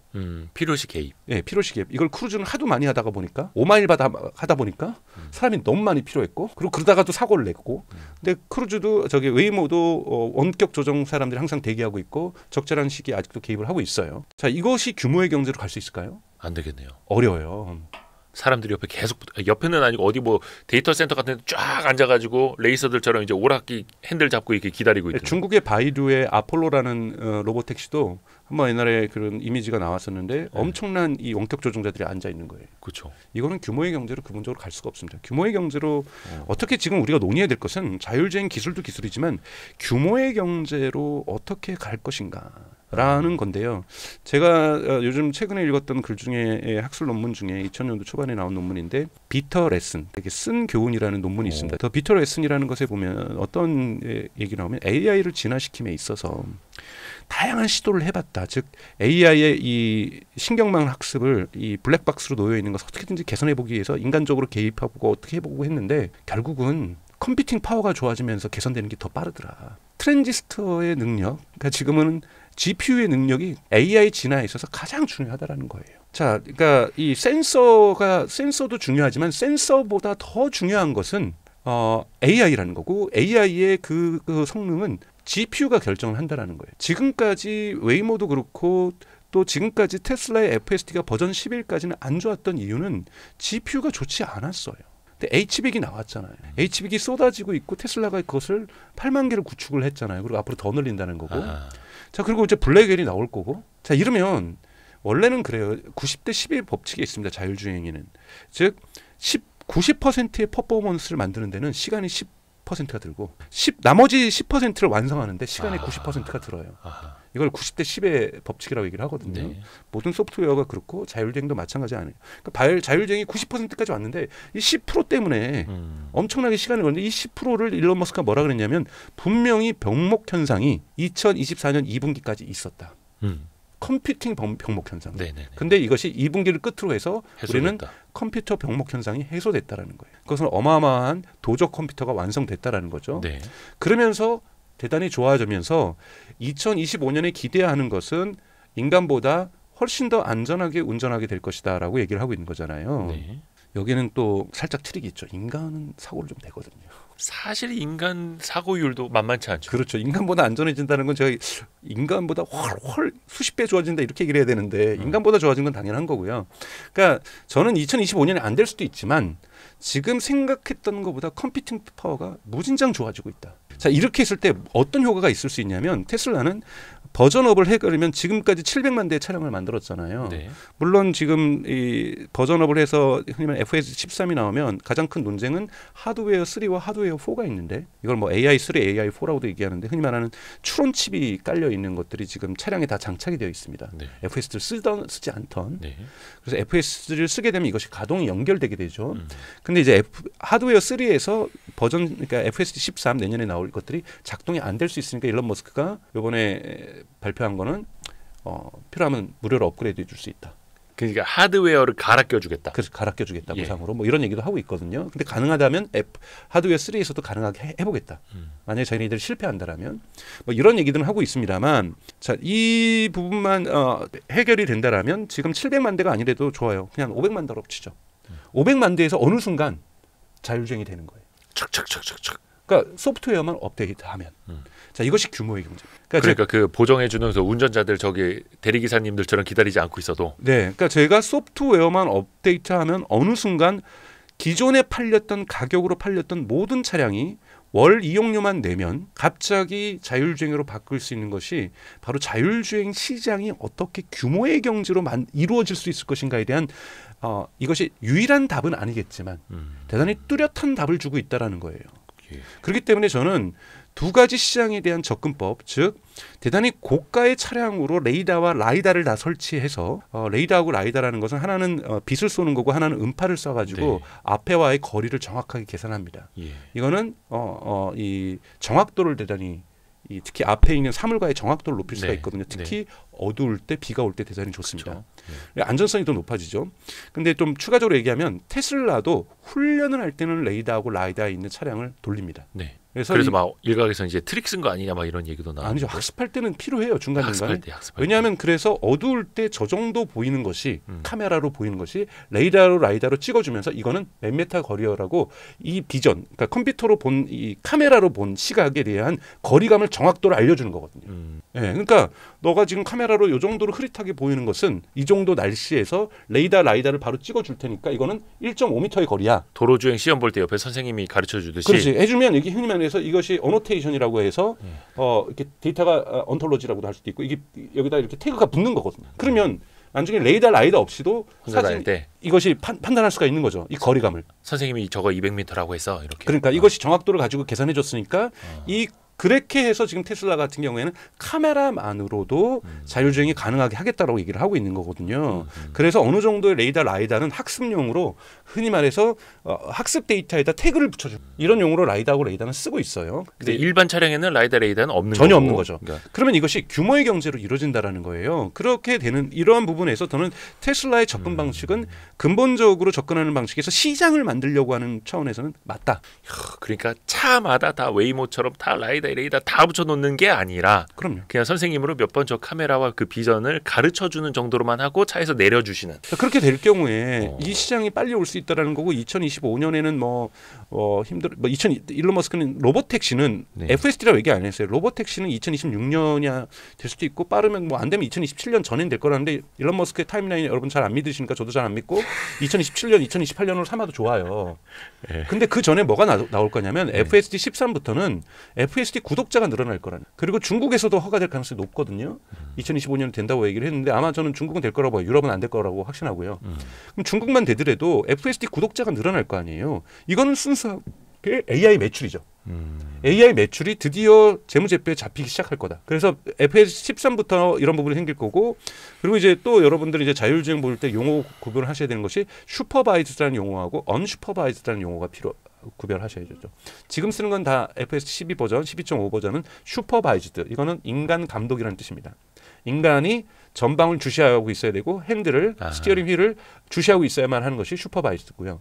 우리가 진짜 로봇택시로 가려고 하고 진짜 우리가 진정한 의미에서 출퇴근 시간에 그냥 놀고 자고 뭐 영화 보고 하려면 언슈퍼바이즈드. 인간이 전방을 주시하지 않아도 되고 스티어링 휠을 주시하지 않아도 되는 것, 이런 것을 언슈퍼바이즈드라고 얘기를 하는데요. 아예 그냥 핸들조차 없을 정도로. 뭐 없애도 되고 뭐 있던 없던 보지 않는, 이거는 국가의 허가가 필요합니다. 이거는 일론 머스크가 자꾸 지금 트럼프 지지하는 이유도 가장 중요한 건 이거거든요.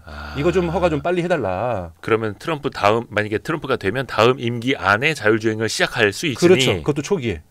그래서 언슈퍼바이즈드로 빨리 가고자 하는 그런 것들이 이제 강한 거고요.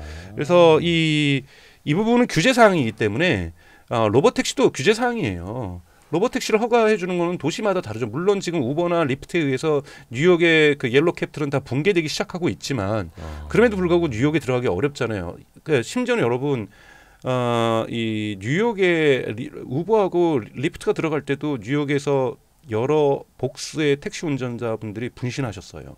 그 시장 우리 빼앗길 수 없다. 그렇죠. 근데 여기 로봇택시가 어떻게 쉽게 들어가겠습니까? 들어가는 순간 100% 무릎 붕괴될 텐데요.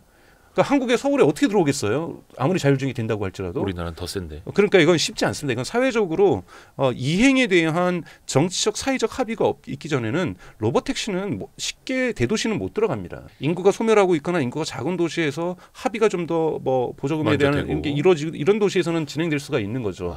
그렇기 때문에 로봇택시는 허가 산업이라는 거고 이건 국가 정책이 대단히 중요하다라고 볼 수가 있죠. 그래서 이런 부분에서 로봇택시보다 더 중요한 것은 그래서 FSD는 할 수 있어요. 왜? 내 개인용 차량에서 내가 영업하는 것이 아니라 내가 출퇴근할 때 편하게 출퇴근하겠다.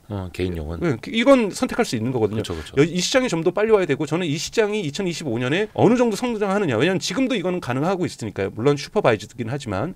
근데 만약에 언슈퍼바이즈드로 해가지고 일론 머스크가 얘기한 것은 캘리포니아하고 텍사스에서 2025년에 언슈퍼바이즈드 테스트에 들어간다 그랬잖아요. 이거는 도심 중심으로 가겠죠. 이거는 반드시 필요하죠. 여기에 데이터가 누적될수록 첫 번째 효과는 정부에서 언슈퍼바이즈로 가기 위한 허가 절차에 의한 필요 데이터를 충족시킬 거고요. 네. 두 번째는 여기에서 데이터가 계속 쌓이면 쌓일수록 일반 사람들도 신뢰가 가면서 나도 FSD 해볼까? 테슬라 차주였는데 지금까지 FSD 돈 월 안 내고 있었는데 나도 가볼까? 즉 신뢰도가 생겨야 사회적 신뢰도는 되게 천천히 형성될 수밖에 없잖아요. 그렇죠. 자율주행은. 예. 목숨이 걸리는 일이니까요. 그렇기 때문에 천천히 FSD 구독자들이 늘어날 가능성이 있어지고 이거 시장이 확대되면 중국까지 갔을 때 확정이 될 가능성이 있다. 그래서 여러분들이 이제 테슬라 주가가 흔히 말하는 진짜 폭발적 성장을 하기 위해서는 첫 번째 우리가 테슬라의 폭발적 성장은 모델 3가 대량 생산되기 시작하면서였잖아요. 그때 와 진짜 전기차 시대가 올 수도 있겠구나 하는 기대감에 진짜 1000% 올랐다가 다시 크게 하락을 했잖아요. 그렇죠. 이 하락의 모멘텀은 뭐냐면 AI 매출이 재무제표에 찍혀서 기관 투자자들이 성장에 대한 기대치가 아니라 수익률로서 AI를 평가하기 시작할 때. 그때 한번 폭발할 수 있다. 그렇죠. 모델 3 대량 생산이 시작됐을 때처럼 네. 10배 갑니까? 그렇게 갈 수 그건 제가 잘 모르겠지만 네. 10배 갈 수 있는 근거는 뭐냐면 네. 기관 투자자들도 공통으로 평가할 수 있는 재무제표상의 AI 매출 지표가 찍혀야 된다는 거예요. 그러면 문신으로 새겨놔야겠다. 그때 제가 놓쳐가지고 얼마나 속이 쓰렸는지. 그러니까 그렇게 되면 여러분들이 이렇게 개인 투자자들은 그 전부터 기대에 투자를 많이 하시지만 기관 투자자들은 그거 아니면 안 움직입니다. 그래서 그 전까지는 자동차의 매출 순이익률을 보게 될 것이고요. 전기차의 두 자리 숫자 수익률을 유지하는 것이 그래서 대단히 중요하다. 이것이 여러분들 테슬라 주가를 보실 때 봐야 될 가장 큰 흐름이라고 저는 생각을 하고 있어요. 제가 잘 몰라서 그런데 그럼 얼마 전에 그 로봇택시 공개할 때 나왔던 건데 이제 핸들이 없는 차량이었잖아요. 네. 그리고 12명까지 탈 수 있는 뭐 미니버스 같은 것도 공개가 됐었는데 그러면 그거는 기존에 있던 테슬라 모델하고는 사실은 뭐 크게 다를 거는 없었던 거예요. 디자인표는. 그러니까 로봇택시 같은 경우에는 이제 브레이크 페달하고 가속 페달하고 스티어링 휠이 없이 이번에 공개가 됐습니다. 네. 근데 이런 거는 충분히 초기에 시장 나갈 버전이 아니라 미래 버전이라고 저는 생각이 들어요. 왜냐하면 핸들이 없을 때 사람들이 불안감을 더 느낄 수 있거든요. 핸들 없는 차를 탈 정도로 이게 안전한가에 대한 불안감. 그래서 궁극적으로는 그렇게 가겠지만 중간에 그 차 모델에서 저는 모델 2도 나올 거라고 봐요. 왜냐하면 테슬라 일론 머스크가 뭐랬냐면 가격이 한 3만 달러 정도가 될 거라고 그랬어요. 판매 가격이. 네. 여러분 차량을 3만 달러에 판매하기 위해서는 뭐 이런 최소치는 없지만 4-50만 대 이상 만들어야 돼요. 네. 우리나라 돈으로 대충 이제 4천만 원대 초반으로 로봇택시를 팔겠다. 그러려면 뭐예요? 장기적으로는 100만 대, 200만 대가 찍혀야 이 규모의 경제 산업에서 이것이 손익분기점을 넘길 수 있죠. 그렇죠. 뭐 우리나라에서 이제 그랜저 깡통차 가격으로 이제 팔겠다라는 건데 로봇택시를. 그렇죠. 근데 그 정도 하려면 그랜저를 한두 대 만들어서는 엄청나게 비싼 가격일 수밖에 없는 거잖아요. 그건 뭐냐면 로봇택시를 만드는 그 생산 라인에서 핸들 붙이고 브레이크 페달 붙여서 모델 2를 만들겠다는 거죠. 그런 걸로 가격에서 이야기를 읽을 수가 있습니다. 3만 달러라고 위 로봇데이에서 명확한 시그널을 줬어요. 3만 달러대가 될 거라고 하는 것은 대량 생산하겠다는 뜻이구나. 그렇죠, 그렇죠. 대량 생산하는 그 라인에서는 로보택시만이 아니라 원래 이야기했었던 핸들과 핸들이 스티어링 휠이 있냐 없냐에 따라서 로보택시와 모델 2로 나뉠 거라고 한번 일론 머스크가 2023년에 얘기를 했었거든요. 작년에. 네. 그러면 이것이 그대로 가는 거구나라고 위 로봇 행사에서 저는 읽었고 이번 3분기 컨퍼런스 콜에서도 그걸 읽을 수가 있었다라는 거죠. 그런 면에서 먼저 나올 것은 아마 저가형 이 차량이 될 가능성이 높다. 그리고 이것이 허가되는 상황에 따라서 핸들을 집어넣고서 스티어링 휠을 집어넣고서 로보택시로 나아갈 수도 있고 왜냐하면 이것도 국가 허가 사항이에요. 그런데 정말로 만약에 안전해지면 궁극에 가서는 빼겠죠. 지금 그 왜 사이드 미러 그거를 카메라로 대체하는 것도 그 법 고치는데 이게 되네 마네 엄청 오래 걸렸잖아요. 네. 이런 거 하나 안전 규정, 인간의 안전하고 관련된 거는 정부도 당연하게 까다롭게 굴어야 됩니다. 인간의 안전하고 관련된 거기 때문에 이번에 로보택시 같은 경우 사이드 미러가 아예 없잖아요. 예. 이런 부분들을 허가사는 이건 궁극에 가서 우리가 팔고 싶은 차량의 디자인을 얘기한 것이지 중간에 여기다 사이드 미러 부착하고요. 핸들, 스티어링 휠하고 브레이크 페달 있는 거는 일도 아니에요. 그걸 가지고서 모델 2를 만들어서 먼저 저는 판매를 할 거라고 저는 보고 있습니다. 대량 생산 모델로. 네. 그래서 항상 제가 오늘 계속 강조하지만 자동차 시장도 그렇고 자율주행 시장도 그렇고 로봇 시장도 그렇고 우주선 시장도 그렇고요. 규모의 경제를 이루지 못하면 시장은 형성되지 않습니다. 그러네요. 규모의 경제를 이뤄야 수익률이 증가할 수가 있는 거고요. 로켓도 그렇고. 네. 그러면 이것도 역시 이제 큰 그림을 보고 규모의 경제를 봐야 하는 내용일 수도 있는데 어떻게 보면 이제 세상은 또 대중은 마이너리티에 이제 주목할 수도 있어요. 얼마 전에 그 로봇 행사 때 옵티머스 봇을 옆에서 누가 사람이 조정했네 만에 이거 가지고도 또 논란 많았잖아요. 네. 이 현상은 어떻게 보세요? 저는 그날 행사 보면서 제가 어디에서 라이브 중계를 잠깐 했었는데 저거는 조정하는 거다. 조정하는 거가 문제는 전혀 아니죠. 그러니까 예를 들자면 조정을 어디서부터 어디까지 했냐가 중요한 건데요. 우선은 로봇을 갖다가 사람들의 파티 속에서 막 셀카 찍고 가위바위보 게임하고 뭐 이런 데다가 내놔놓을 때는 사고도 날 수 있고 로봇이 틀릴 수도 있고요. 그리고 로봇이 아직까지는 걸어 나오는 건 저는 원격 조정하지 않았다고 봐요.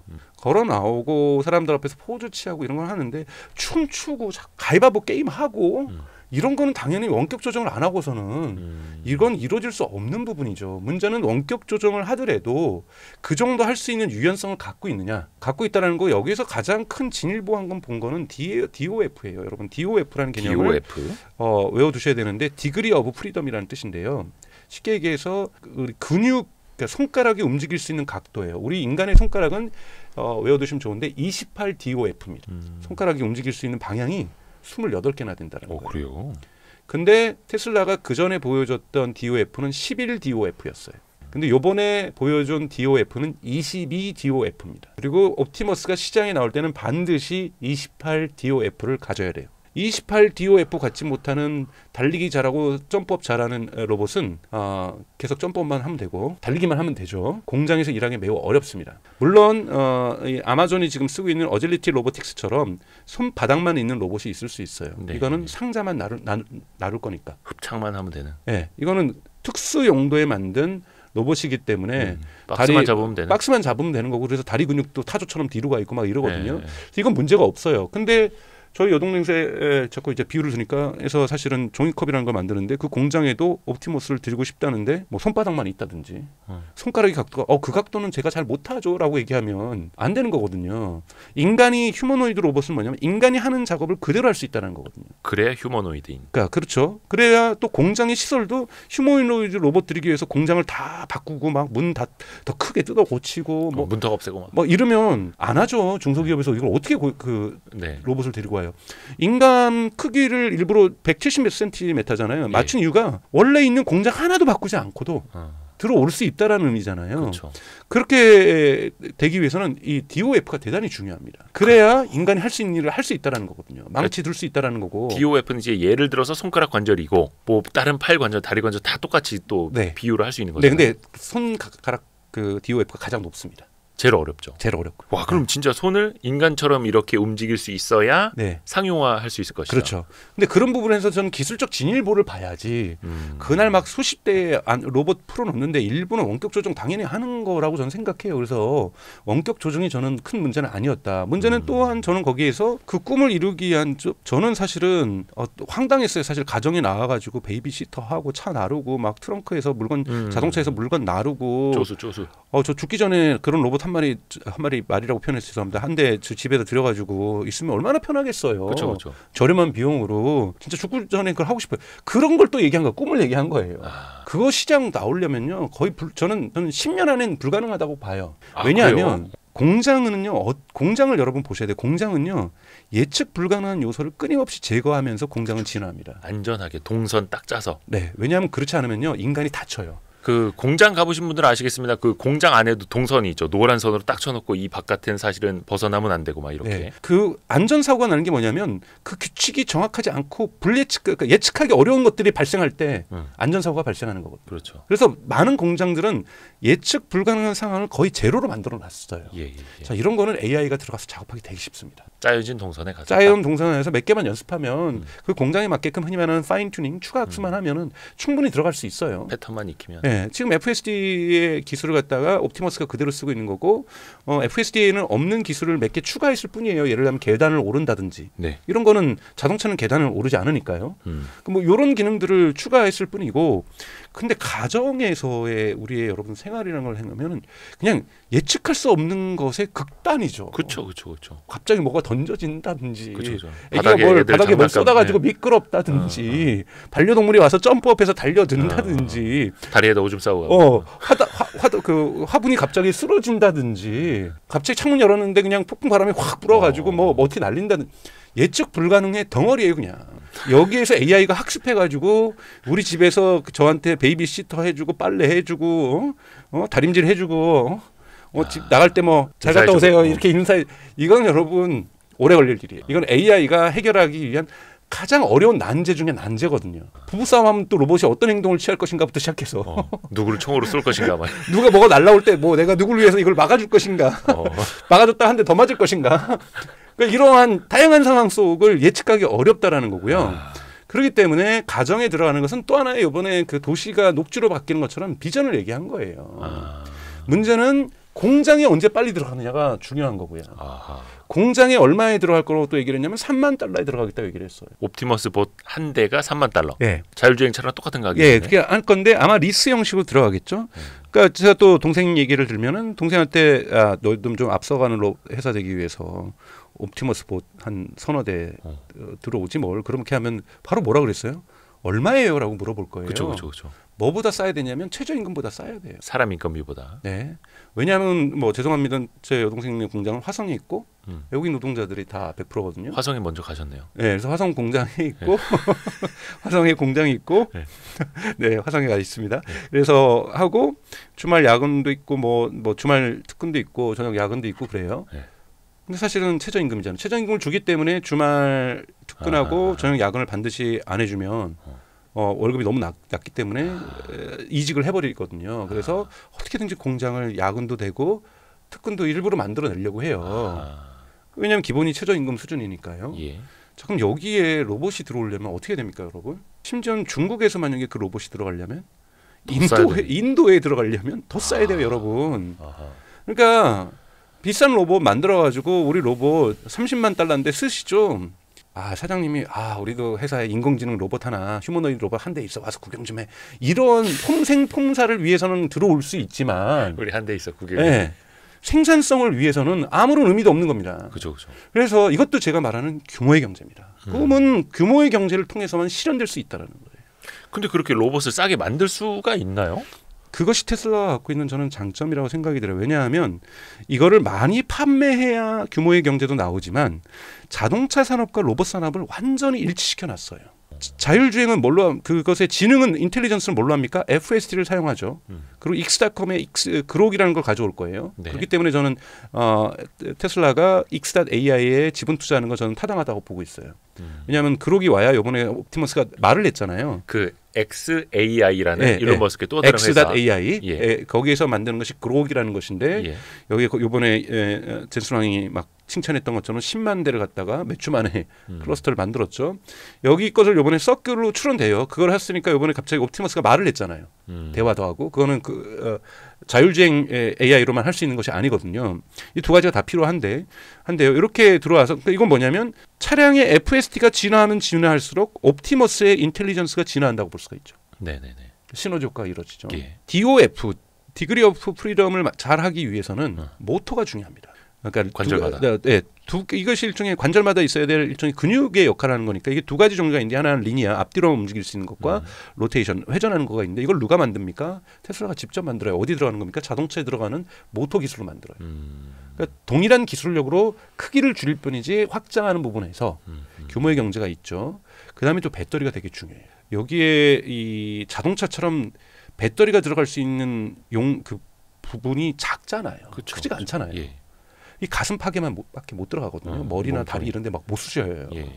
이 가슴팍이 되게 170m 크기니까 아. 되게 작은데 여기에 배터리 몇 개 넣어놨더니 1시간마다 2시간마다 충전해 주세요. 막 이러면 저 충전하고 올게요. 막 혼자 막 일하다가 빠지고 이러면 공장이 들어갈 수가 없죠. 그렇죠. 7시간 4시간 작동하면서 점심 브레이크를 할 때 30분 잽싸게 하고 오거나 제일 좋게는 8시간은 돌아가 줘야 들어가는 거죠.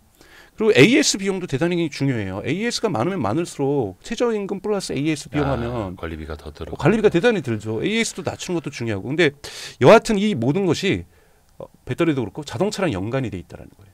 그러니까 연관된 시너지 효과를 내면서 규모의 경제 효과를 초기에 창출할 가능성이 높다. 그리고 중국 같은 경우에는 요즘 뭐 베이징에 있는 로봇 지금 유튜브 보시면 진짜 헌드레드 영상들이 지금 중국 로봇들 나오고 있잖아요.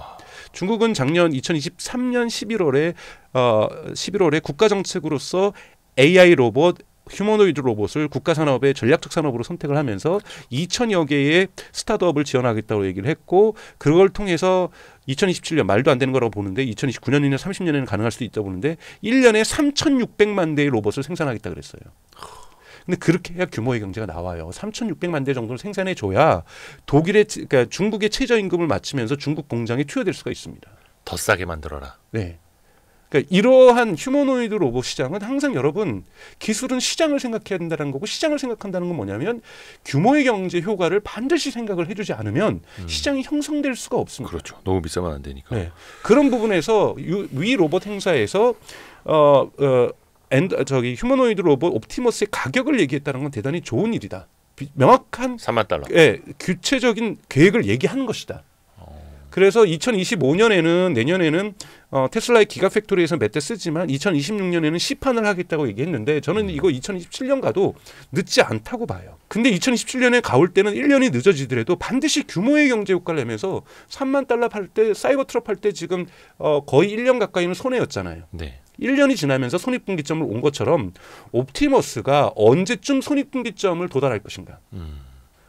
FSD는 뭐 바로 저는 손익분기점 금방 갈 거라고 봐요. 그러니까 월 구독자가 많아질수록 그렇다면 옵티머스의 손익분기점이 이루어지는 순간 테슬라의 주가는 또 점프업을 하겠죠. 그러니까 옵티머스의 손익분기점이 언제쯤 올 것인가. 저는 그거는 최소한 800만 대에서 900만 대 정도는 연간 뭐 생산될 때 가능해지지 않을까라고 추론하는데 그건 잘 모르겠어요. 아직까지 옵티머스의 생산 비용을 공개하고 있지 않기 때문에. 아니 차량을 연간 뭐 한 120만 대, 130만 대 이렇게 만드는데 여러분 전문가들의 추론치긴 하지만 예. 휴머노이드 로봇 시장은 인류가 지금까지 존재하면서 역사성에서 가장 큰 시장이라고 얘기를 해요. 수요도 그렇고 집집마다 쓸 수도 있고 공장마다 쓸 수도 있고 라인마다 쓸 수도 그래서 있는데 그래서 자동차 시장의 최소 30배라고 예측을 하거든요.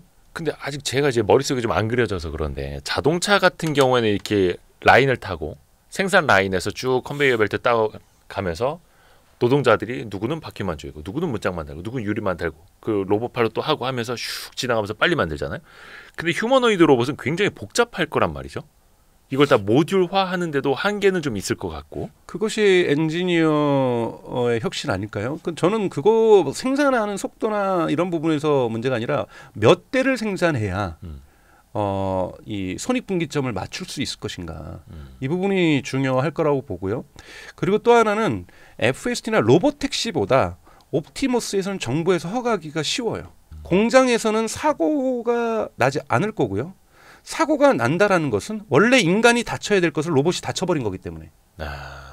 그렇기 때문에 대단히 사회적 기준이 까다롭지 않을 거예요. 아직은 그거 관련된 법도 없어요. 그렇기 때문에 옵티머스에 대한 허가는 로봇 택시에 대한 허가보다 더 빨리 날 가능성이 높습니다. 일론 머스크는 트럼프를 자꾸 지지하는 이유는 본인이 이제 옵티머스의 허가도 필요한 시점이 다 왔다라는 거예요. 상업화하려고 하는. 옵티머스 허가 빨리 내주기를 원하는 거고 FSD 언슈퍼바이즈도 빨리 가주기를 원하는 거고 로봇 택시에 대한 허가를 빨리 해주기를 원하는 거죠. 이것만 해주면 테슬라는 큰 이익을 볼 수 있다니까 하는 건데 저는 뭐 개인적으로 그렇다고 해서 CEO가 특정 대통령 후보를 누구를 지지하는 거를 개인적으로 하는 거를 밝히는 걸 떠나서 이렇게 막 선거운동하고 이런 건 전 좋게 보진 않아요. 이거는 여러분 테슬라의 가장 큰 리스크입니다.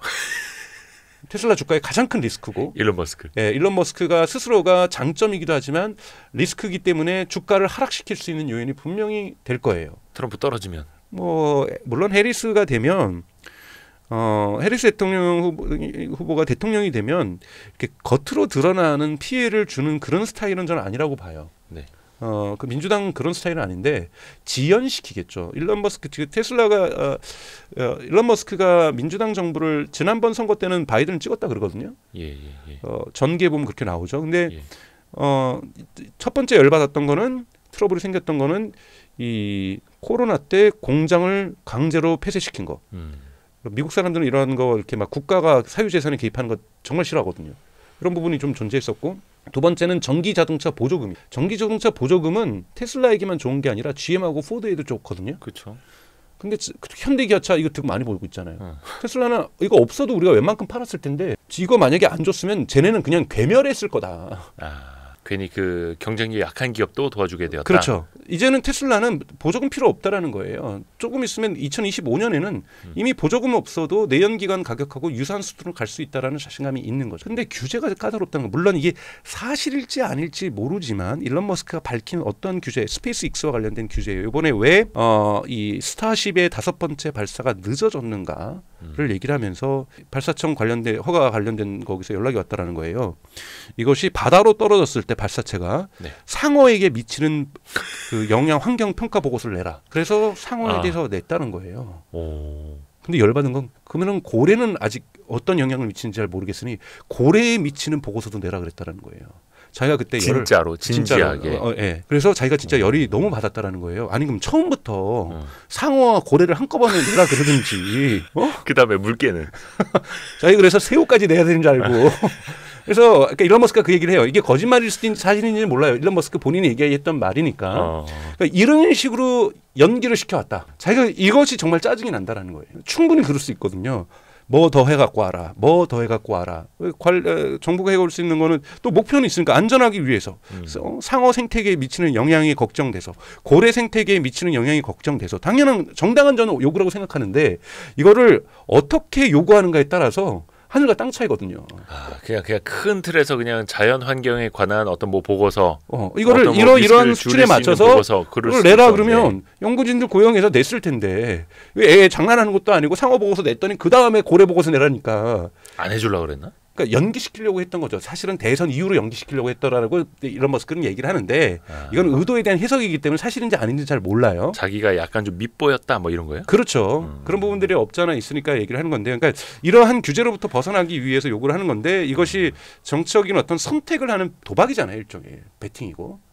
이거는 저는 좋지 않을 수 있다. 약간 그런 걸 이제 사는 거죠. 자꾸 그런 상황을. 네, 그래서 저는 이거는 좋지 않다. 그래서 제가 사실은 테슬라 주식에 대해서 부정평가하는 이유는 딱 두 가지예요. 그러니까 하나는 아직 그 기준을 두려워하는데 아까 말씀드렸던 CO2를 뺀 탄소 배출권을 뺀 자동차에 있어서의 매출 총 이익률 이 부분이 어떻게 되는가가 저한테는 개인적으로 제일 중요하고 일론 머스크의 어떠한 태도가 사실 정신적으로 되게 불안하기 때문에 좀 심각한 선을 넘을 수도 있다고 저는 보고 있거든요. 이럴 경우에는 사실 일론 머스크가 기여한 바가 정말 저는 절대적으로 크다고 보고 있어요. 그렇죠. 스페이스 X하고 테슬라에게 미치는 영향은 일론 머스크는 정말 저는 어마어마하다고 생각해요. 이런 꿈을 실현해낼 수 있는 시장의 법칙까지 알고 있고 엔지니어 컬처가 문화가 꽃을 피게 만들어내는 것. 지금 삼성이 힘들어지는 것도 엔지니어가 중심적인 문화의 중심에 서 있지 않기 때문인 거잖아요. GE도 그렇고 보잉이 저렇게 지금 휘청거렸던 이유도 엔지니어의 목소리가 위로 반영되지 않아서잖아요. 그렇죠.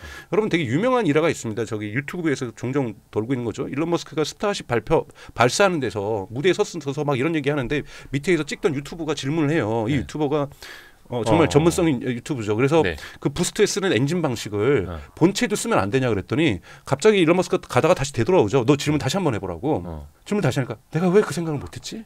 지금 들어가서 긴급 회의를 소집하겠다고. 그래서 그 방식을 스타쉽 본체도 쓰는 방식을 논의하겠다. 이것이 CEO의 엔지니어 마인드가 열려 있는 거거든. 나쁘게 보면은 그 억만장자 입장에서 일개 유튜버가 와가지고 앞에서 무슨 얘기를 하는 거를 귀에 들어온 거잖아요. 그 말을 이해할 수 있다라는 거고 그 말을 갖다가 거기다 대고 그게 쇼겠어요. 저는 그건 쇼는 아니라고 봐요. 나 들어가서 회의 다시 할래. 저희가 가갖고 그런 이재용 회장한테 저 반도체 설계를 이렇게 한번 해보시면 꺼지라고. 아니 꺼지가 아니라 그 얘기가 뭔 말인지 모르기 때문에 그냥 소음이라고 생각하고 지나가시겠죠. 아니 뭐 그분이 그렇다는 게 아니라 그럴 가능성이 있죠. 그러니까 이것이 시그널인지 노이즈인지를 구별 잘 못하겠죠. 근데 그 사람들이 떠드는 데서 일론 머스크는 그것을 시그널로 이해를 한 거고 실행한 거죠. 이건 뭐냐면 엔지니어 컬처가 대단히 중요한 기업의 의사결정 구조에 있다라는 거예요. 근데 그 또 엔지니어가 비즈니스 모델과 이 세상 돌아가는 것도 이해를 하고 있고 광범위하게. 네, 중요한 거죠. 대단합니다. 또 하나 이 질문 한번 드려볼게요. 아까 옵티머스 봇 이야기도 했는데 중국의 뭐 유니트리라는 기업도 그렇고 로봇 기술이 어마어마하더라고요. 어떻게 보면 이제 더 보스턴 다이내믹스의 그 이족 보행 로봇보다 더 얄쌍하게 만들어지고 막 오만 각도로 관절이 다 돌아가고 또 중국에서의 어떤 자율주행 기술까지는 아직은 아닙니다만 거기도 많이 투자하죠. 네. 예, 기술도 많이 올라오고 있고 전기차도 그렇고 근데 또 중국에서는 테슬라한테 굉장히 또 우호적이기도 합니다. 뭔가 테스트 베드가 되는 것도 많이 열어주기도 하고 그러면 테슬라에게 중국은 곧 기회의 땅이자 어떻게 보면 미래 경제 혹은 위험 요인이 또 될 수도 있는 거잖아요. 그쪽에서 비즈니스가 커질수록 그쪽은 어떻게 그러니까 대단히 정말 미국하고 중국의 긴장 관계는 정말 팽팽하잖아요. 네. 그러니까 엔비디아도 지금 힘들어지는 거고 ASML도 힘들어지는 거고 테슬라도 대단히 힘든 상황이죠. 근데 여러 가지가 저는 중첩되어 있다고 봐요. 예를 들면은 이 중국 정부 입장에서는 지금 두 가지를 전략 산업으로 선택을 했습니다. 물론 다양한 AI 전반적인 투자도 전략으로 보고 있지만 첫 번째는 아까 말씀드렸던 2023년 11월에 결정난 AI 로봇, 휴머노이드 로봇을 국가 전략 산업으로 키우겠다. 그리고 2024년 5월에 자율주행을 2023년까지 100개 도시에서 실현함으로써 자율주행을 또한 국가 전략 산업으로 삼겠다. 이 두 가지를 국가 전략 산업 목표로 중국 정부는 명확하게 제시하고 있었는데 여기에 연관된 기업이 테슬라인 거고 테슬라가 매기 효과를 할 수 있다라고 명확하게 판단을 하고 있는 것 같아요. 그렇기 때문에 테슬라의 그 차량 생산을 그곳에 두면서 중국 기업들이 테슬라 수준을 지금 쫓아오고 있는 거잖아요. 이런 부분에서 테슬라가 그러면 뜯어보기도 하고 심지어는 일론 머스크가 뭐냐면 휴머노이드 로봇 이번에 위 로봇 행사에서 오래간만에 대중에게 실물로 공개한 거예요. 그 전에 2분기 때 뭐라고 그랬냐면 1분기 실적 발표 때 휴머노이드 로봇은 당분간 이 사람들이 터치할 수 있는 공간에 안 내보낼 거다. 누가 자꾸 베낀다. 중국이 베낀다라는 거죠. 그러니까 이런 부분에서 무언가 이 시기에서 앞서주고 있으니 쫓아가는 중국 입장에서는 적절하게 테슬라가 잘 되기를 원하고 있습니다.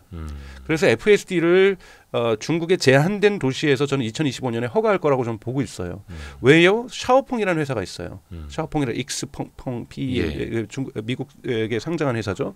여기 같은 경우 처음으로 바이두 같은 경우 웨이모하고 동일한 방식으로 레이더하고 라이다를 통해서 쓰고 있는데 샤오펑도 원래는 라이다하고 레이다를 썼었어요. 근데 이번에 처음으로 그 P-7 그 모델에는 처음으로 비전 온리 카메라만 가지고서 테슬라처럼 그리고 엔드 투 엔드 AI로 FSD를 그대로 흉내내는 자율주행을 선보이기 시작했거든요. 이것은 중국에 있어서 기술 진일보에 테슬라가 기여하고 있는 바라고 볼 수가 있는 거거든요. 어떻게 보면 이제 모델로서 이제 따라갈 수 있는 선두 주자로 볼 수는 있는데 그럼 디테일한 기술은요? 뭐 예를 들어서 뭐 이제 반도체 기술도 이제 엔지니어들이 이제 이쪽으로 이직을 시켜가지고 막 빼가듯이. 뭐 그렇죠. 다 뜯어볼 수가 있다라는 부분이 있죠. 그러니까 차량을 언제든지 돌아가는 차량에서 얘가 왜 이렇게 여기서 예를 들면 상하이에서 잘 돌아가고 있는지를 뜯어볼 수 있는 거고 하드웨어 쉽게 새로운 신차 모델 나올 때마다 버전 업그레이드 할 때마다 소프트웨어 업그레이드 할 때마다 요번 소프트웨어는 왜 좋은지 다 분석할 수가 있잖아요. 소프트웨어 업데이트를 테슬라가 대단히 자주 하잖아요. 그래서 이걸 어떻게 하는지 사이버 트럭도 저는 데려오고 싶어 할 거예요. 그래야 사이버 트럭에 쓰이고 있는 기술을 뭐 스티어링 휠을 기술을 바이 와이어로 한다든지 또는 컨트롤러를 갖다가 이더넷으로 연결한다든지 이런 기술들 다 뜯어볼 수 있을 거 아니에요. 그러면서 그렇기 때문에 멀리 미국에서 몰래 수입해야 되는 것보다는 중국 시장에서 열어놓는 것이 훨씬 편하다는 것이 있고 또 하나 이제 중국 정부로 볼 때는 예매한 것이 하나가 있습니다. 하나는 스타링크예요. 스타링크를 가는 게 중국 정부가 되게 예민합니다. 다 지켜보고 있으니까. 왜냐하면 스타링크를 가지면서 러시아 전쟁과 우크라이나 전쟁에서 어떻게 양상이 전개되는지를 봐왔잖아요. 네. 처음에는 일론 머스크가 우크라이나 편을 들어줬기 때문에 우크라이나에 스타링크를 열어줬죠. 네. 왜냐하면 러시아가 처음에 우크라이나를 공격할 때 다 통신망을 다 이게 붕괴시켰잖아요. 예. 그래서 인터넷이 안 되니까 이게 눈이 없는 거랑 똑같은 거거든요. 네네네. 이 원거리 위성으로는 한번 올라갔다 내려오는데 걸리는 레이턴시라고 하죠. 시간이 너무 걸려서 여기에서 탱크 부대가 발견이 되면 러시아 탱크 부대가 발견해서 원거리 인공지능으로 이렇게 여기에서 내려줘서 포스를 나가면 얘네 벌써 이동해 있는 거예요. 네. 이 저궤도 위성인 스타링크는 거의 실시간 수준이기 때문에 바로 이렇게 공격을 할 수가 있는 거거든요. 그렇죠. 그러니까 눈과 귀가 되어 줄 수가 있는 거죠. 글쎄 그때 이 미국 언론 보도에 이제 나온 건데 바로 중국 정부에서 일론 머스크를 우리 중국 좀 와봐라고 얘기를 합니다. 뭐 형식은 뭐 이 테슬라 공장 때문이지만 가서 뭐 거기서는 각서를 요구했다 그래. 각서에 사인했는지 아닌지 모르지만 대만하고 중국하고 전쟁이 났을 때 대만 쪽에 스타링크를 공급하지 않겠다라는 것을 약속해라. 그건 약간 미확인. 물론 그런 네. 보도가 있었어요. 가디언에도 나왔고 미국의 여러 보도에서 중국 정부가 충분히 요구할 수 있죠. 왜냐하면 대만하고 타이완하고 갈등이 있는데 그래서 뉴욕타임즈에도 나왔지만 타이완은 자체 저궤도 위성을 띄우겠다고 얘기를 했어요.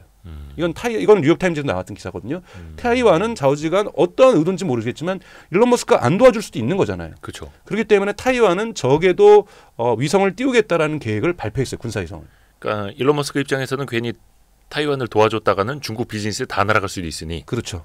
그리고 중국 입장에서는 자꾸 잘못 건드려왔다가는 타이완 전쟁 나면은 중국 비즈니스를 포기하더라도 타이완을 도와줄 수도 있으니 되게 묘한 관계를 긴장 관계를 여러 가지 끈으로 일론 머스크하고 중국 정부는 연결되어 있다고 볼 수 있기 때문에 쉽게 미국 정부가 예를 들면 보복 관세를 지금 세웠다고 해서 바로 내칠 수는 없는 관계 또는 트럼프가 당선이 되건 해리스가 당선되던 미중 갈등은 더욱더 격화될 수밖에 없는 상황이지만 그 가운데에서도 쉽게 테슬라를 내칠 수는 없는 상황이다라는 것. 그리고 그런 것들이 있죠. 미국에는 또 할 말이 있는 거거든요.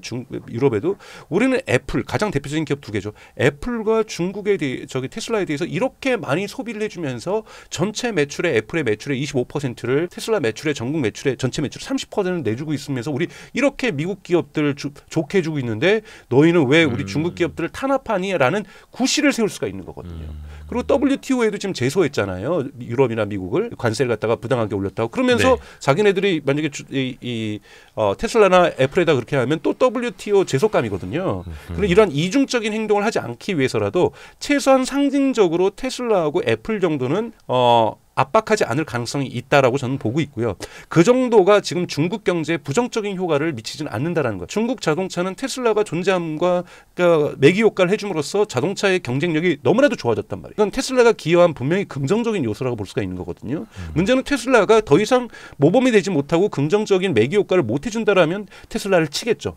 하지만 테슬라가 계속해서 기술을 앞다하고 나간다라면 소프트웨어적인 측면을 해서 지금 전기차 시장은 2차 스테이지 2로 지금 옮겨가고 있다고 얘기를 해요. 스테이지 1은 그냥 전기차, 구동장치를 내연기관에서 전기차로 바꾼다라면 스테이지 2는 소프트웨어 중심의 전기차로 바뀌고 있는 거거든요. 그런 부분에서 지금 중국 기업들이 되게 열심히 하고 있어요. 여기에서 가장 앞서가는 게 어디입니까? 테슬라거든요. OTA로 소프트웨어를 업데이트하는 거, OTA로 자동차를 갖다가 굳이 정비소를 안 가게 만들어주는 것들, 그리고 OTA 업그레이드하면은 자율주행이 가능한 것들, 이런 부분들은 계속 중국 기업들이 배워나가야 될 부분이 있기 때문에 중국 시장에서 선거 결과와 관계없이 당분간 테슬라의 우위는 좀 유지될 수 있다. 저는 이렇게 보고 있습니다. 중국에서도 당분간은 테슬라의 경쟁 우위가 이어질 수밖에 없는데 또 한켠에서는 또 중국 기업들이 또 테슬라를 계속 카피하는 거고 네.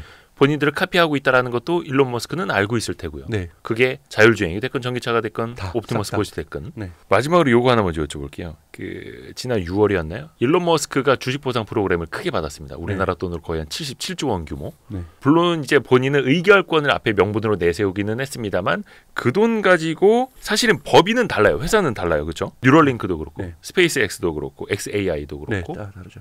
그러면 테슬라 주주들은 이걸 달갑게 보는 겁니까? 아니면 나중에 시너지가 날 수 있으니까라고 기대를 하는 겁니까?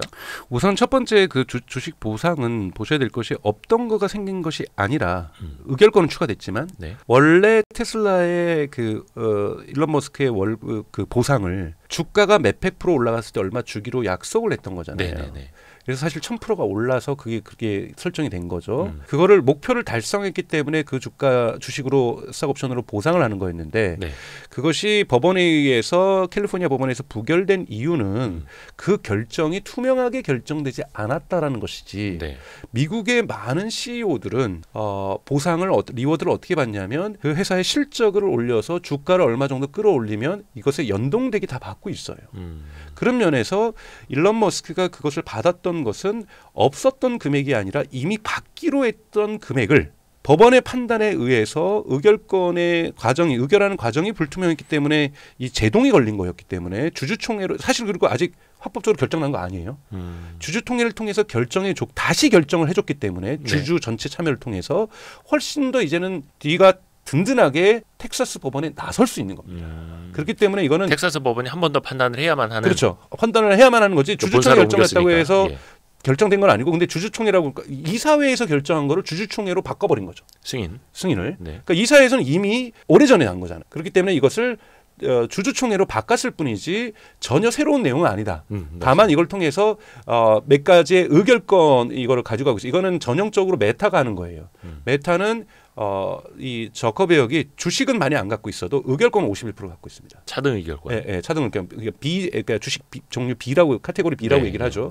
이 카테고리 B를 갖다가 신설해서 더 주겠다라는 거거든요. 이거는 이 의결권인 거고 의결권은 자기가 앞으로 이것을 옵티머스하고 로보택시하고 그다음에 옵티머스 시대 갈 때까지는 자기가 지배력을 가져야만 한다. 저는 뭐 일론 머스크가 정치적 리스크가 좀 크고 정신적 리스크가 커서 그렇지 그거 아니라면 저는 갖는 거는 당연하다고 보고 있어요. 왜냐하면 그 사람만이 할 수 있는 일이라고 보고 있기 때문에 그래서 이러한 부분에서 의결권 받는 건 전혀 주주한테 손해 보는 거 없고 오히려 주주한테 이득인 거고 그리고 이 보상하는 것도 저는 적절한 보상 필요하다고 봐요.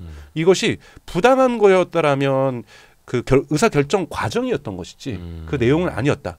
그런 면에서 저는 나쁘게 보고 있지 않습니다. 근데 또 한편으로는 뉴럴링크나 스페이스X나 XAI나 이쪽으로 또 투자를 늘리는 지점에 대해서는 그럼 어떻게 봐야 돼요? 근데 그거는 테슬라의 돈을 가지고 갖다 쓰는 건 아니잖아요. 그래서 계속해서 물론 뭐 교차 투자를 요구하고 있고 지금 X.AI 여기에 이제 테슬라의 투자를 요구하고 있죠. 이건 아직까지는 결정된 바는 없어요. 근데 일론 머스크가 요구하고 있는 거고 저는 적절하다고 봐요. 그러니까 테슬라가 XAI에 투자하도록. 그렇죠. 네.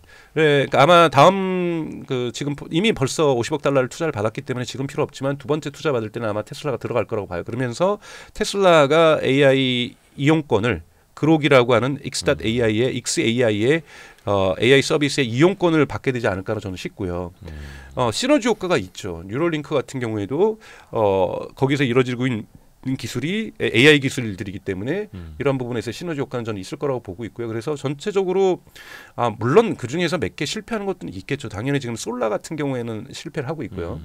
그다음에 보링 컴퍼니 같은 경우도 그렇게 성과가 되고는 있지만 그렇게 성과가 좋지는 않고요. 터널 파는 회사. 네, 터널 파는 회사. 그래서 다 될 거라고 저는 생각하지는 않아요. 하지만 테슬라가 적절하게 X.AI하고 특히 뭐 스페이스X하고 관계를 가져가는 것들. 그러니까 이번에 로드스터 같은 경우에는 스페이스X하고 같이 공동 개발한 거잖아요. 이런 공동 개발이 나올 수도 있는 거고요. 뉴럴링크 기술이 나중에는 이 FSD의 자율주행이 진화에도 도움이 될 수도 있는 거고요. 이런 걸 좀 지켜볼 필요는 있을 것 같아요. 아주 먼 훗날이 될 수도 있고 안 될 수도 있겠습니다만 어떤 뭐 지배 구조의 개편이 나타날 수도 있다고 보세요 혹시? 있죠. 일론 머스크도 사람인지라 벌써 50대가 넘었잖아요. 넘고 자식도 많고. 그렇죠. 자식도 많고 또 이러한 엔지니어 컬처에서 총명함을 계속해서 유지한다는 것이 저는 계속할 수는 없는 거고요. 그리고 이제 애플도 스티브 잡스의 시대가 있었지만 끝나고 나서 팀 쿡의 시대가 온 것처럼 그렇죠. 저는 테슬라도 언젠가는 저는 의외로 일론 머스크가 스페이스X라든지 화성이라든지 조금 다른 큰 비전에 집중하면서 테슬라의 경영권은 다른 사람에게 넘길 가능성은 충분히 있다. 즉 오. FSD가 상용화가 되고 그 채택률이 높아지고 언슈퍼바이즈드라는 정부 허가가 나오고 옵티머스가 공장에 판매되기 시작한 이후로부터는 아하. 이 관리형 매니저가 더 CEO가 더 필요할 수도 있거든요. 아. 이미 규모의 경제가 이루어지기 시작하고 있다라면 팀쿡처럼. 네, 팀쿡과 같은 팀쿡이 전형적인 공급망 관리 전문가잖아요. 네네네. 이런 사람이 충분히 경영은 넘겨받을 가능성이 있다. 아하. 이것이 좀 주가에 크게 영향을 이미 그때는 주가가 많이 올랐을 거고 아하. 기업을 계속 발전시켜 나가는 이러한 경로에서는 테슬라로부터 일론 머스크가 떠나는 거는 충분히 생각해 볼 수 있다. 즉 2030년을 전후해서는 일론 머스크가 떠나는 거는 매우 합리적인 선택일 수도 있다고 저는 생각하고 있습니다. 와, 재밌습니다. AI 에이전트 이야기부터 테슬라까지 열정적으로 말씀해 주신 강정수 박사님께 감사드립니다. 고맙습니다. 또 다음번에 또 AI 에이전트 네. 책이 나오면 네. 그때 또 한번 또 깊이 있게 이야기를 해보시죠. 네, 아, 너무 고맙습니다. 감사합니다. 네, 고맙습니다. 고생하셨습니다. 아유. 다음번 상승 사이클을 기대하면서 반도체 주식을 사기에 좋은 시기인가요?